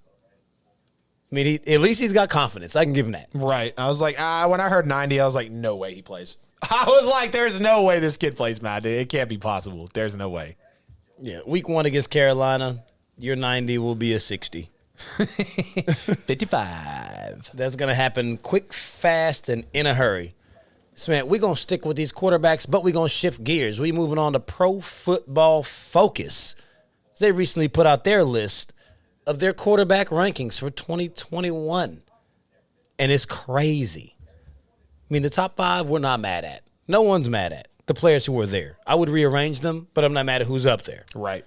We got Pat Mahomes, Tom Brady, Aaron Rodgers, Russell Wilson, Deshaun Watson. That's our top 5, according to Pro Football Focus, moving into the next season. I don't have any issues with the 5 guys that are there, although Deshaun Watson, he's questionable. But we got a little game to play. Say Adam is going to take this thing for us. Absolutely, guys. So we're going to be your stockbrokers tonight per Pro Football Focus with these quarterback ratings. So there's a few on here that did stick out to us. Like I said, top 5 we're not complaining about. But after that, I mean, it's all up for debate. So we actually went and picked 10 people from the top 32 quarterbacks that Pro Football Focus put out for the NFL. And we'll start with Josh Allen at number 6. We're going to play some buy, sell, or hold. Fees, you'll kick it off for us, man. Josh Allen at 6. Buy, sell, or hold the placement. I'm going to hold on Josh Allen at 6 just because I would have him at 6 if I felt like Deshaun Watson was actually going to play this season. Mm-hmm. Otherwise, I would sell. If I actually knew the status of Deshaun Watson, then I could give you a definitive answer. Right. But it all is contingent upon him. If Deshaun plays, I'm holding, which is what it's looking like at the moment. If he does not play, which is what I think will happen, right, then I would sell because I'd have to move him up. Yeah, I'm there with you. I'm going to hold as well, and only because I think he should be a 5 ahead of Deshaun Watson next year. I've got Emmanuel Sanders coming in, obviously, for the Bills, who's been a great receiver no matter where he's been. He'll take the 3 or the 4 position. You know he's going to be a 2, but they got Cole Beasley, so he's probably going to be a 3, 4, maybe a 5 guy that's still going to be able to produce because they love slinging the football over there. Matt Breida coming out, who's also a B to a B-plus player, just like Emmanuel Sanders, going to be a scat back, be able to take the pressure off Josh Allen, and he won't have to be the leading rusher for the team. I'm extremely high on Josh Allen. I'll go ahead on record right now and say it. This is my MVP pick for next year. I think he's going to extremely accelerate. We We already saw what he did with Stephon Diggs. That team is just going to continually get better under McDermott. They're trying to get that defense back to what they used to be. This is going to be a hot offense in the NFL. This is my second best team going into this year behind the Tampa Bay Buccaneers. I am going to hold on Josh Allen at number 6. As much as I want to buy, I'll hold because I feel like he should be at number 5. But we're not absolutely sure yet because it has just been one good year, but I see a lot of potential for Josh Allen to excel this year. A lot of it. Moving on to number 7. They had Dak Prescott at number 7 on Pro Football Focus. Coming off of the injury. Fees. Buy, sell, or hold. Oh, I'm selling that stock all day. Going broke on it. We dip it. The man only played 5 games, and he just got a monster contract, and we know what happens with almost every NFL player. When they get that big contract, there's a regression. But the mere fact that the Pro Football Focus rankings are supposed to be based off of last year, how are you giving Dak that much credit for the 5 games that he played? Yeah. He didn't even play a half a season, and you've got him ranked number 7 over all of these quarterbacks? He's got to prove it. Like, you're giving him credit for the year before last? Mm-hmm. Even that year, they went 8-8. He threw for a lot of yards, but those are empty stats, the same as what Matt Ryan throws for every year. Yeah. They don't equate to wins. Those stats don't mean a whole lot. Don't come at me with all these stats if you're not winning. Yeah. You got to win. Woo. It's ridiculous. So I'm selling it times 1,000. Going broke on his stock. There's no way he's having Dak Prescott stock in the house. It's going to be a hold for me because this is an injury. I know Dak's talented. I know the guy can sling the football. I know about a lot of the garbage yards and the offense really having to kick it up at the end of the day. But this does feel like this could potentially be a different Cowboys team. They didn't go for a lot of big shots in the draft. Yeah, they've got like 90 linebackers in the room right now. But you felt the Cowboys try to be more simple in this draft. I know they didn't necessarily go after the offensive line like they should have because we feel like it's getting old. We want to see an emergence of Zeke, which is another reason why I hold it. If Zeke isn't there and makes Dak really have to throw so many times a game, pulling up these garbage yards, you don't know what Dak Prescott's going to truly be. It is off of an injury. I am going to hold him at number 7, though. I'm not sure about it just yet. Now they had Baker Mayfield. Yeah, because I know the guy's talented. I know he's going to have plenty of weapons to throw to. There's no doubt about that. And I mean, we saw the trajectory he was potentially on for last year. Then the injury came. We knew about the contract and we weren't sure. Don't think he was worth the money either. At all don't think he was worth the money. But he had the ultimate leverage. I mean, biggest signing bonus, the most guaranteed. No Super Bowl, no MVP. Like, this guy finessed the Dallas Cowboys. We all talked about it when I first got on the show, man. Now, this is the one that really rubbed me the wrong way because I have all the respect for Baker Mayfield in the world. Love what the guy does. Liked him at Oklahoma. Think he's extremely talented. I think the athleticism and the commitment fell off once he came to the NFL. But overall, Baker Mayfield, tried to turn it around after OBJ got out of there. They had Baker Mayfield at number 10 fees. Buy, sell, or hold this stock. Oh, I'm selling that, but I'm not selling it for the reason you think I'm selling. I think it should be higher. Ooh, okay. Baker Mayfield had a coming out party last year. He took that team to 11-5. They went to the divisional round, were within just yards of beating the Kansas City Chiefs. I think Baker Mayfield has proven that he was worthy of where he was drafted. It took a minute. I mean, granted, there were many coaches have been carousel through there. Right. But I feel like Baker should be in 7 where Dak is. Right. Like, Baker has showed that he is a top-tier quarterback. Not elite, but he's up there. Because we look at the quarterbacks that are in the league, once you get past about 5 or 6, then we start drawing straws anyway. I have our top 6, just as all the guys they got. Well, I actually took Deshaun Watson out of my rankings, period. As did I. I don't think he's going to be here next year. Otherwise, that would bump Baker down to 8. But I got him at 7 because I completely took Deshaun out. But I think he should be sitting at 8 right behind Lamar. Okay. That's where I've got Baker. I mean, we're judging solely from last year. Exactly. I don't want to hear about what he did his rookie year or the year after that and his struggles. These rankings are solely based off of last year and coming into this year where they should be ranked. Baker Mayfield should be ranked number 7. That's too steep for me, man. And that's the exact reason I'm going to sell at number 10, because we can't sit here and give Baker all these credit like he came in as a rookie, absolutely balling out. Yeah, he had those rookie touchdown records, and he had these rookie, I want to say it was passing yard records as well. But Baker Mayfield wasn't a guy that was lighting it up. He got no respect as a rookie. We just talked about the records. We knew how bad the Browns team was. We knew how bad he was playing the year after that, and it was kind of questionable as to, okay, like we even had talks of, is Baker going to keep his job? Is he going to go and be a backup at this league? I mean, I remember this at one point for Baker Mayfield. I don't even have Baker top 10 for the simple fact that we can't sit here and act like he has performed like this through the entirety of his NFL career. We've seen the bad mechanics. We've seen the poor decision making. I'm going to have to sell Baker at number 10. I do believe he can be a top 10 quarterback by the end or maybe even the middle of this season. But him actually understanding that the pressure didn't have to be there because of Odell Beckham, yeah, that was good. But the team is telling you something. If they're not going to pick up his fifth-year option, he's on a prove-it deal. We're going to say, okay, what can you do? You've got the spotlight now. Are you going to ruin it? Are you going to actually excel? Or are you going to fall back to what you were before? We don't know yet. That's the reason I'm selling at number 10. Now, oh, man. It's not a career ranking. If it was a career ranking, then Matt Ryan would have to be way up with the rest of these people being out of the league. We're not giving credit for what you did in the beginning of your career. Exactly. If it was career award, Cam Newton would have to be top 5. It's based off of last year. Exactly. I'm right there with you.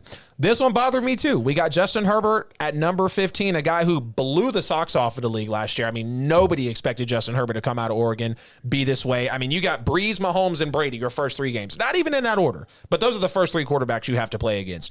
And you're potentially going to outplay them for good parts of that game at one point or another. Justin Herbert at number 15. Buy, sell, or hold? I'm holding. I like him at 15. I think that's a good spot for him because the guys that I have in front of him, I think they're all better than him right now. He could potentially move up and like really climb the rankings. I mean, the rankings change week after week. Of course. But coming into the season based off of what he did last year, 15 is good. I mean, he balled out. He had a great rookie season, but they were not winning. Yeah. I mean, you still got to equate some of those to wins. Right. Yep, like I said last year, too, the Chargers were the most talented team with the worst record. They were the best team with the worst record. They gave so many teams problems. We saw it do it to the Chiefs. We saw them go up 21-3 against my Saints at home, absolutely outplay Drew Brees, which isn't saying a lot. But for Herbert to be as good as he was against a veteran like that, against 5-minute notice against Brady or Mahomes, then you're going to be beating Brady decently at one point in that game. And then the same thing with the Saints. It just shows blowing all leads. I think they blew like 7 or 8 leads last year. Big ones, too. Huge leads. I mean, on the road. I mean, at some point. Absolutely crazy to me. Justin Herbert at number 15, though, I'm selling. And here's the reason why.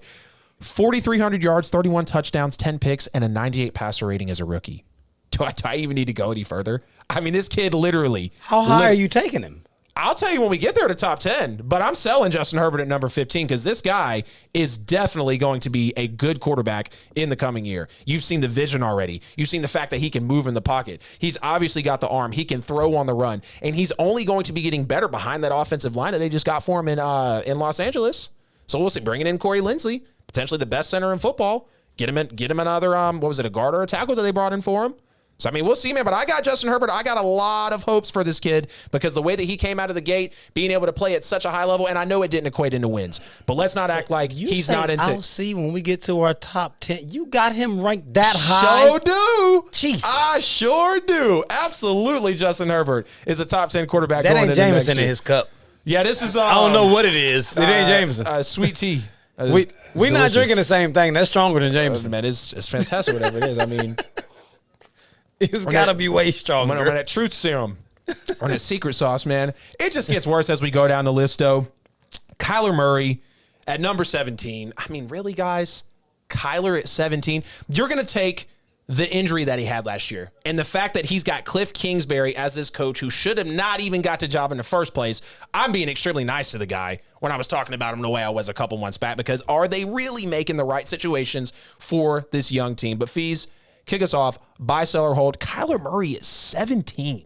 Oh, I'm selling all day. He should be way higher than that. The man threw 26 touchdowns, 12 interceptions, just a tick under 4,000 yards. He was rushing the ball. Still, he was beasting on the run even after the injury. Exactly. And he didn't miss any games. He played all 16 games even though he was hurt. Exactly. I mean, that's got to count for a good bit. He's going to come back healthy this season. I mean, he didn't have a bad year last year, even despite the injuries. He went 8-8. You gave Dak Prescott 7. Like, you ranked him number 7 after going 8-8 2 years ago. Yeah. And coming off of an injury from last year. And you disrespected Kyler Murray like this? Mm-hmm. I mean, that's outlandish. He should be way higher. I'm selling that all day. Right there with you, man. I'm selling Kyler as well. I think Kyler, again, you might call me crazy. I think Kyler Murray is another top 10 quarterback in this league. Throws a great football. He's got great vision for the field. He runs to attack. He's not going to scramble to get out of it like a Mahomes or Wilson will. No, he's going to run at you like Lamar Jackson. He's going to attack the defense. He's going to keep you on your toes, run those sweeps, run those options, be able to pull those RPOs off beautifully. And the fact that he's that small and he's able to be that wiry and have that great of an arm already, Kyler Murray's got extreme talent to succeed in this league. Now we go further down the list, which where it really got crazy. So, guy that hasn't even played a snap yet, number 1 overall pick in this year's draft, Trevor Lawrence at number 21 fees. Buy, sell, or hold. Oh, I'm selling. I mean, the dude hasn't played. He's coming into Single Jacksonville. Snap. It's like you're coming into a franchise that was horrible. They went 1-15 last year. That's why he's playing there. Hasn't played any snaps. He's not going to have all the weapons at his disposal. Different coaching, better competition. And the mere fact that he hasn't played any snaps, you can't rank him that high. Right. I mean, just for context, just look at who's below him. Jimmy G is below him. Carson Wentz, Jameis Winston, Jared Goff, Cam Newton, Sam Darnold, Jalen Hurts. Like, all of these dudes, they played. It's like the rookie quarterbacks should all actually just be sitting at the bottom until they do something. Literally. You can't rank them like that. 32, 28. 28 through 32, I think. If you want to have 3 to 4 of the rookie quarterbacks sitting in your Pro Football Focus rankings, they should all be at the bottom. Literally. You've got to let them do something. It's not a knock that you say, hey, I think he's going to be this good. You have no clue. All of them need to be sitting at the bottom until we see what they do. You see how low Tua is. How high? I wonder how high they had him ranked coming in last year. Right. Since they don't care about injuries. And they're like, okay, you just walked in. You were balling at Bama. We'll rank you in the middle of the pack. Like, you're not a top 16 ranked quarterback in the NFL yet. Yeah. You got to play. Yep. These dudes are battle tested. That's why we have so much information on them to rank them. Yep. And it's based off last season. They ain't had no last season. None at all. No NFL experience. It's going to be a hold for me because we know how the scouts obviously have viewed Trevor Lawrence, the second coming of Brady, whatever you want to say at this point. Andrew Luck, all this and that. There's no reason to go on and on about Trevor Lawrence. The kid's been huge since high school. The only reason I'm holding is because with the exception of Jimmy G, Wentz, and Cam Newton, I can argue that he has shown more promise than any other quarterback below him. We know how he's viewed in the media. 21, as crazy as it is, I barely understand it, so I'll hold him there at 21. Now, right after him, a guy that I just mentioned, Jimmy Garoppolo at 22. Buy, sell, or hold. Oh, I'm selling that. He should be ranked much, much higher than that since these rankings are assuming health, and I have to say that they're assuming health, seeing as how Dak is ranked number 7, coming off of a broken ankle. Jimmy G's injury was not that bad. Yeah. So if we're assuming health, the last time Jimmy was healthy, he took his team to the Super Bowl. Dak ain't never done that. It's disrespectful to have this man ranked at 22 if you're using projections coming off of injuries. If Jimmy G is healthy, then San Francisco is a Super Bowl contender. You can't say that about Dallas. Yeah. San Francisco is unquestionably a Super Bowl contender with a healthy Jimmy G. Yep. That's disrespectful. I'm selling. He should be way higher. Yep, I'm right there with you. I'm actually going to buy because outside of the Super Bowl year, Jimmy G has been nothing, and that's showing that's coming to the top right now. He was hurt all of those years, too. Exactly. So it's like, how can we rightfully give him this record if he's really been an injury-riddled quarterback his entire time? And I get where you're coming from, too. If this is about all these hypotheticals or putting Dak up this high, there is no question, though, as much as Dak maybe shouldn't be that high, there's no question that he is more talented than Jimmy Garoppolo, but it's been nothing but injuries for Jimmy G. Again, you're starting to wonder, when is Trey Lance potentially going to come in? Is there something? Is there a Jimmy G trade that might be on the back end? We're not sure about it yet. I'm actually going to buy this one because Jimmy G's been extremely injury riddled. And like I said, I know about the Super Bowl year, but that's 1 year to where he really had a lot around him, if we're being honest. Yes, he made the throws when you needed him to, but there's a reason a guy threw 9 passes in an NFC Championship game, 8-9 passes in an NFC title game. I mean, there was no reason for the guy to pass the ball because of how loaded they were around him. Now we go to Justin Fields at number 25. You got him ahead of Jared Goff, Cam Newton, Darnold, Tua, Wilson, Hurts. Buy, sell, or hold. Selling, just for the same reason I told you about Trevor Lawrence. I mean, you think he could end up being higher than that, but the fact that he hasn't played says that he needs to be at the bottom. Mm-hmm. Him, Zach Wilson, Trevor Lawrence, they should be the bottom 3 until they actually have done something. Mm-hmm. It's just purely off of that. He can't possibly be regarded as better at any of those quarterbacks because he hasn't played. Yeah.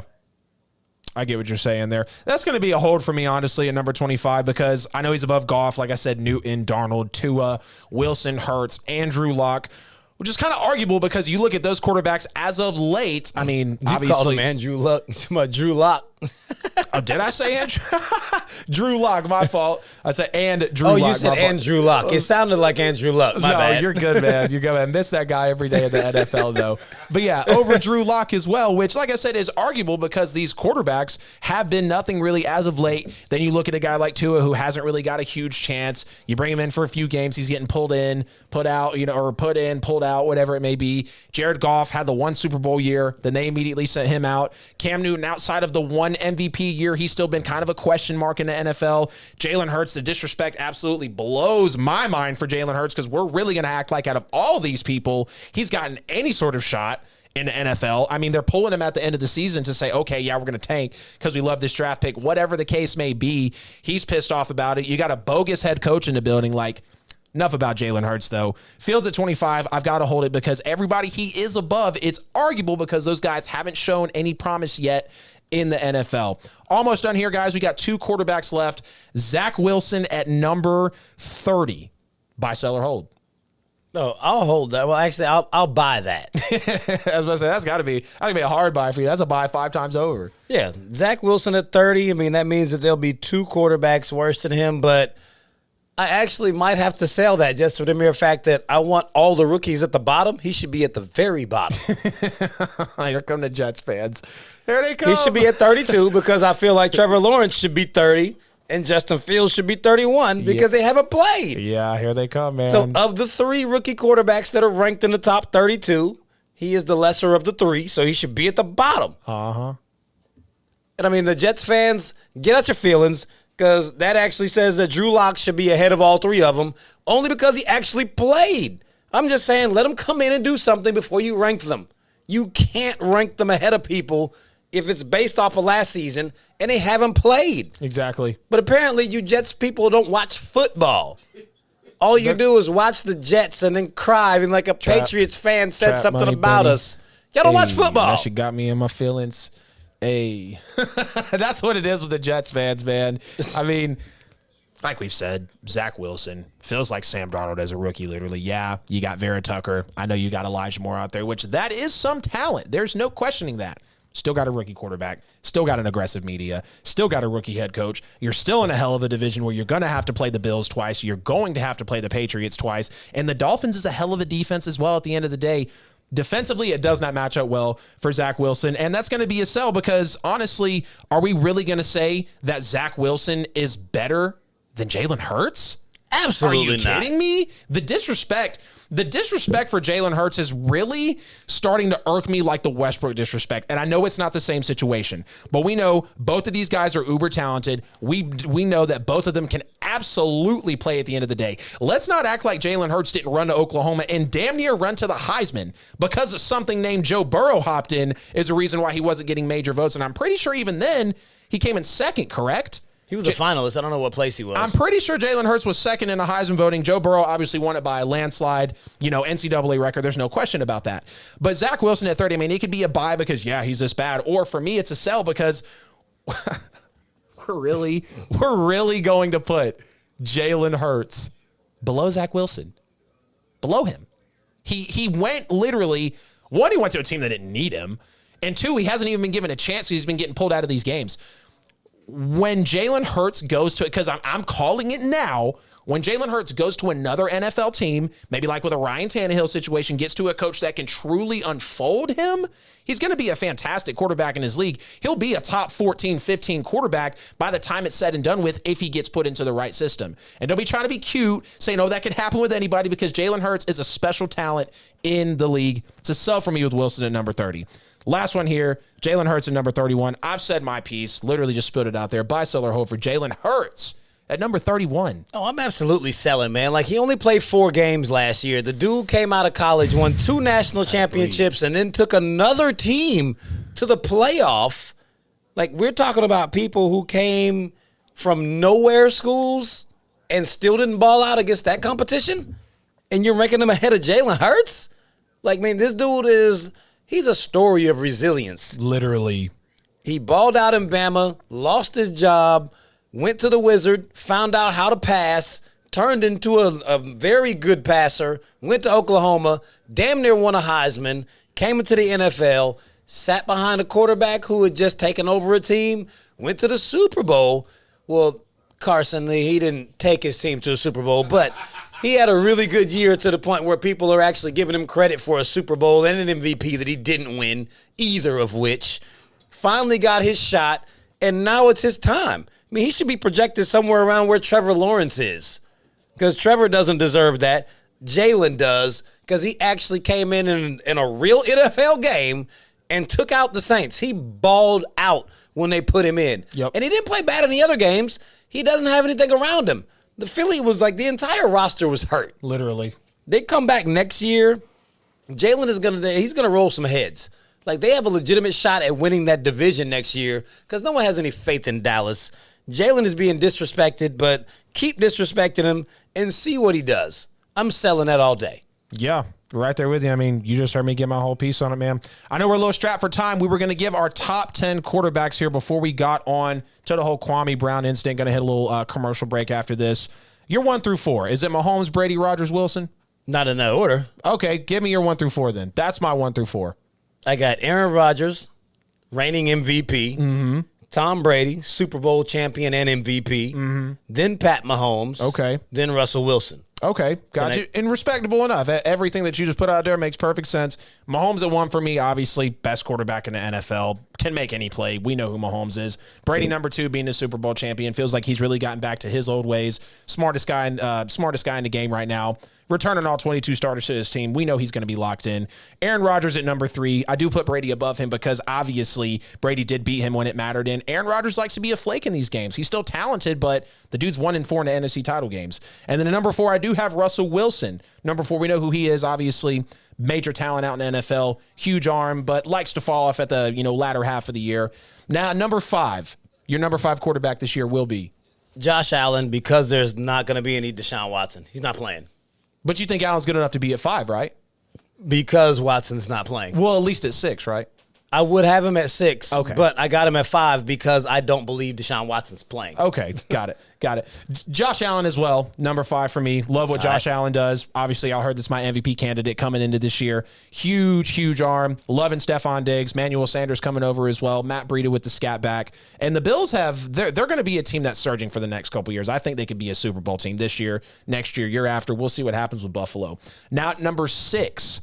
Who do you have number 6 for your top 10 quarterbacks? Lamar Jackson. Ooh. He's got to be up there. So tempted to put Lamar at number 6. Lamar is coming up. I mean, he had an MVP. He didn't play particularly well all year last year, but that team still went 11-5. He did not have a bad year. He got it together. He didn't start strong. He finished strong. Right. You can't fault him because of a slow start and act like the rest of the season doesn't count. If we were doing that, then we would judge Russell Wilson by the end of last season and not the beginning, because he did it in the opposite. Yep. He started off as the MVP all the way through about 10, 12 weeks, and then he fell off. Yep. Lamar was the opposite.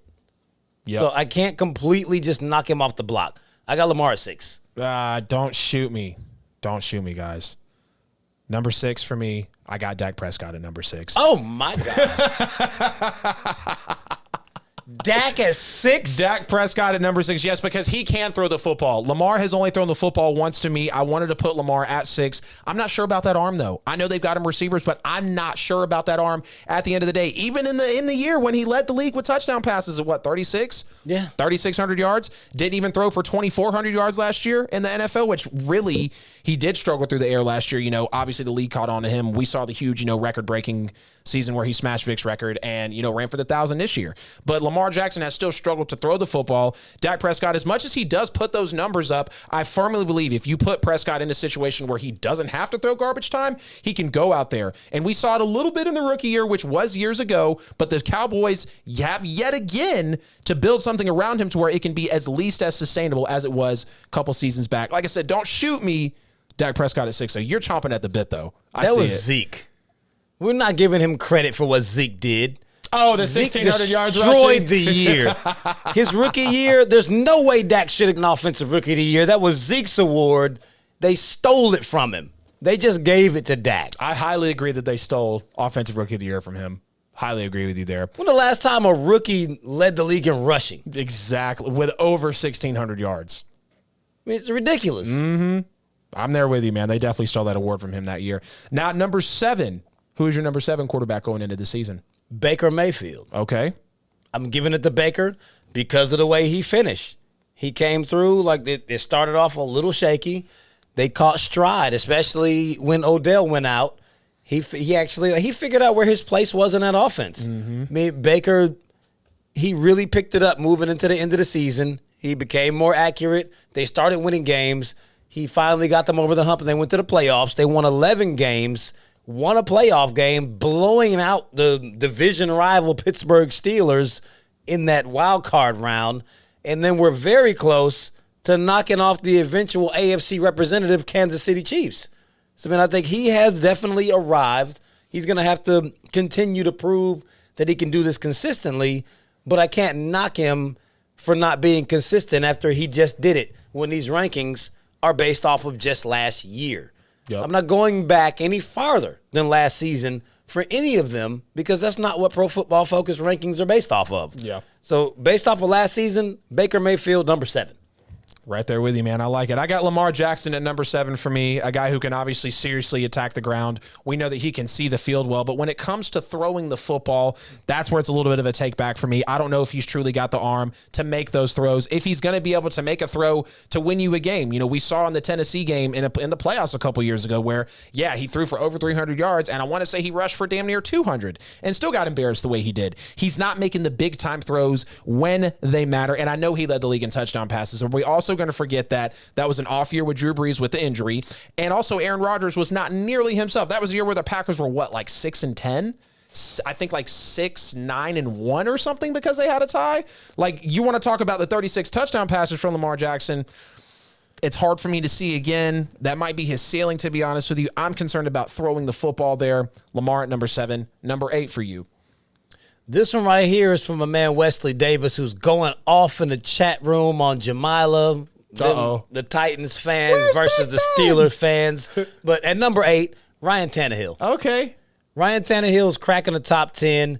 He has proved now that he is actually a legitimate quarterback. Year before last, we were like, okay, like that was unexpected. We did not know that he was actually that good coming out of Miami because he was in a terrible situation. And he followed it up with another comparable campaign.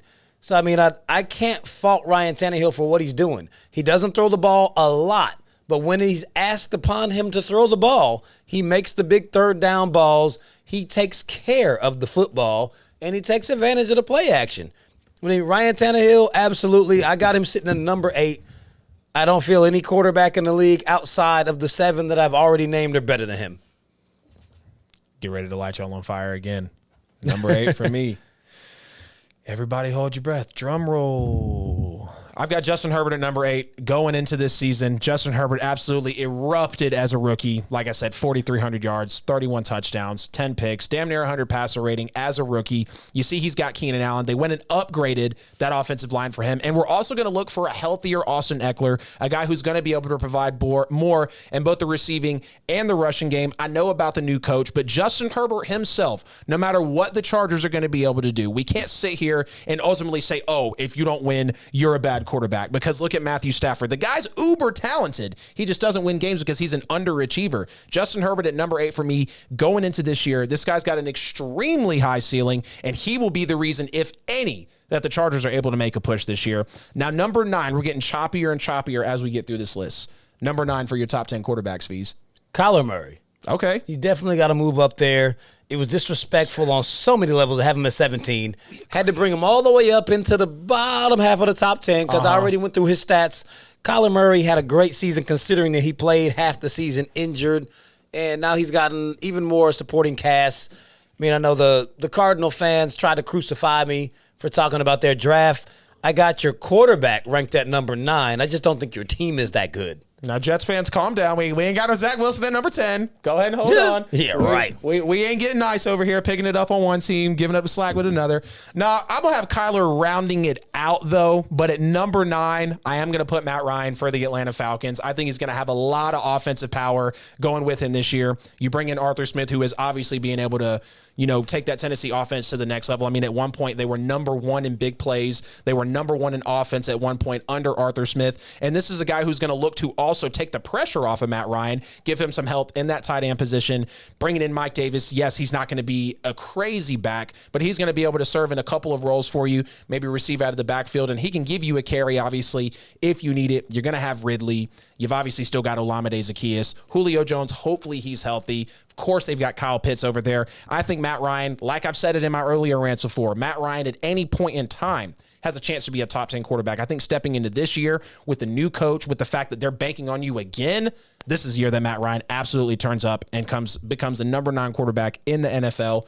Now, to round out your list at number 10, before we spill over into Kwame Brown, who you got, man? Number 10, I got Dak Prescott. I got Matt at 11. Oh, okay. So I don't feel too bad putting Dak. I thought you were going to have Dak at like 16. You had him too high. I thought you were going to put Dak at like 16 or something. You were too high. I got Matt at 11. Dak is at 10. Uh-huh. I mean, we are acknowledging how good that he actually is. 7 is too high. I can't put him ahead of the guys that I already have up there, especially having the small sample from last season. I will give him the 10 spot. He's got a ridiculous wide receiving core. I mean, hopefully their offensive line does something. I've seen workouts from Zeke. Zeke looks like he might be resurgent. If Zeke turns in, like if he goes back to the Zeke that he has been, then that makes Dak that much deadlier. Because Dak really is only that guy when Zeke is that guy. He goes with him. If Zeke rushes for 1,500 yards, then Dak will have a great year.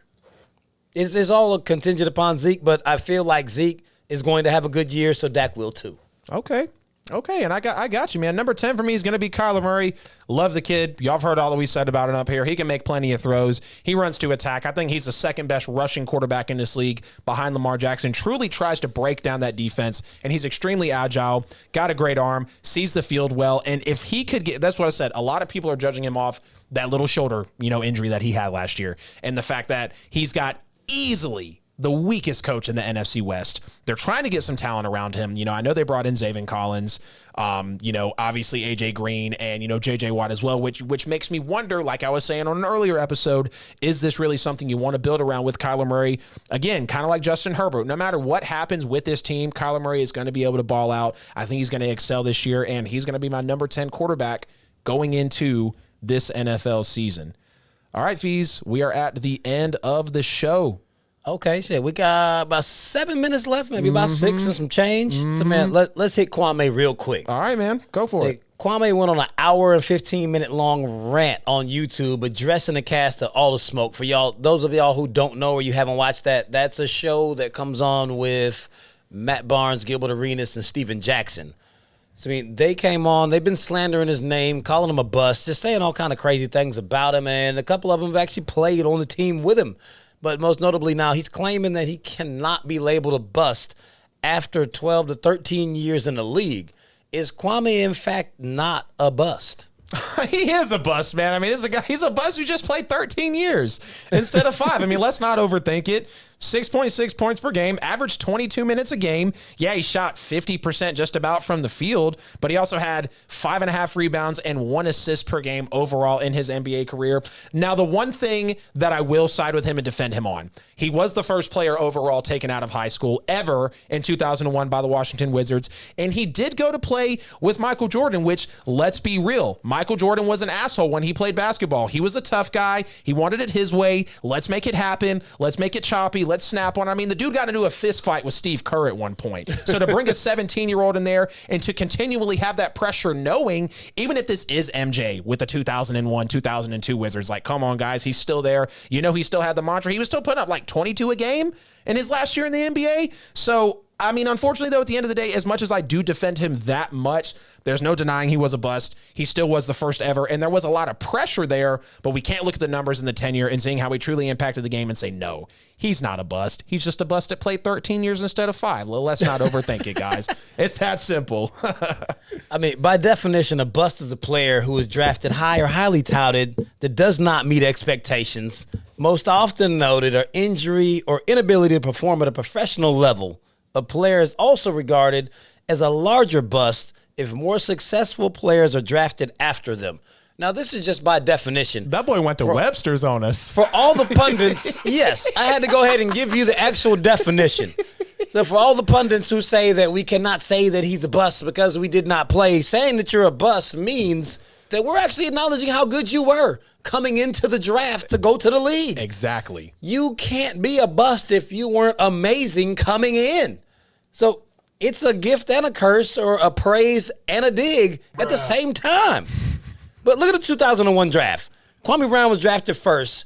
By this definition, you're a larger bust if more successful players are drafted after them. Tyson Chandler, Pau Gasol, Shane Battier, Joe Johnson, Zach Randolph, Tony Parker, and Gilbert Arenas were all drafted in that same draft after Kwame Brown. By definition, he has to be considered a bust. He did not have a horrible career because the man started 46% of his damn games over 13 years. So, I mean, he was a starter for a long time. His career highs were in one game. He went for 30, 19, and 5 with 4 steals and 3 blocks. So, I mean, he had a couple of bright spots. Yeah. He wasn't god-awful terrible, but by definition, absolutely a bust.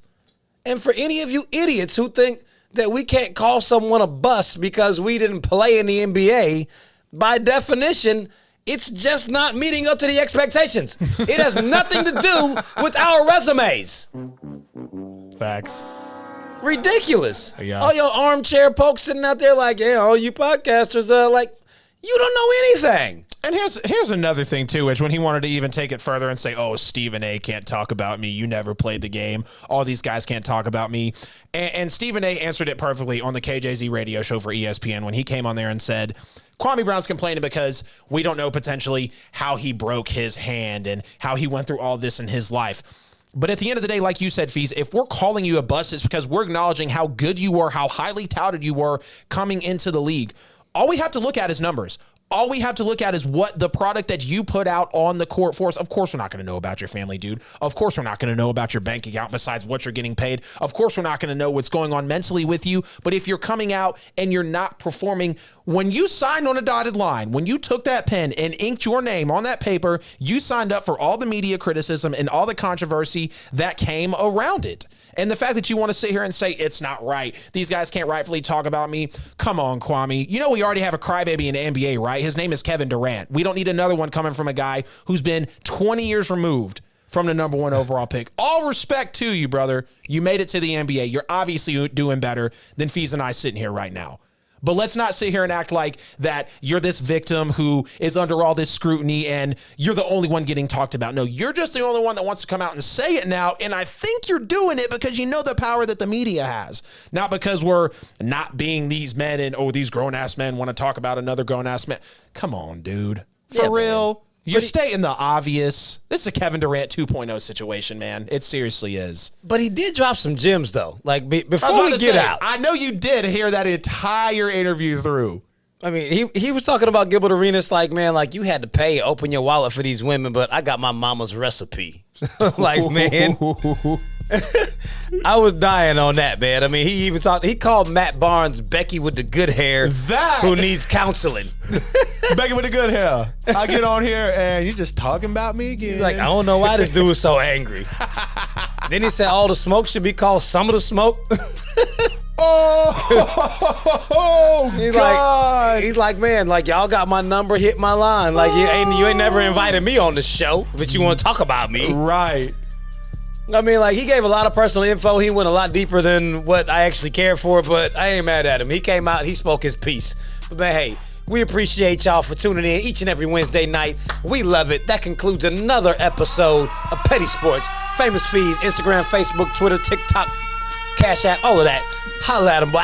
Deuces, guys. Wednesday night, 8 p.m. Eastern Daylight Time. We'll be back next Wednesday. Grizzlies are only up by 6 on the Spurs. We'll see y'all next week to fill you in on the NBA playoffs, baby. We out. Yes, sir.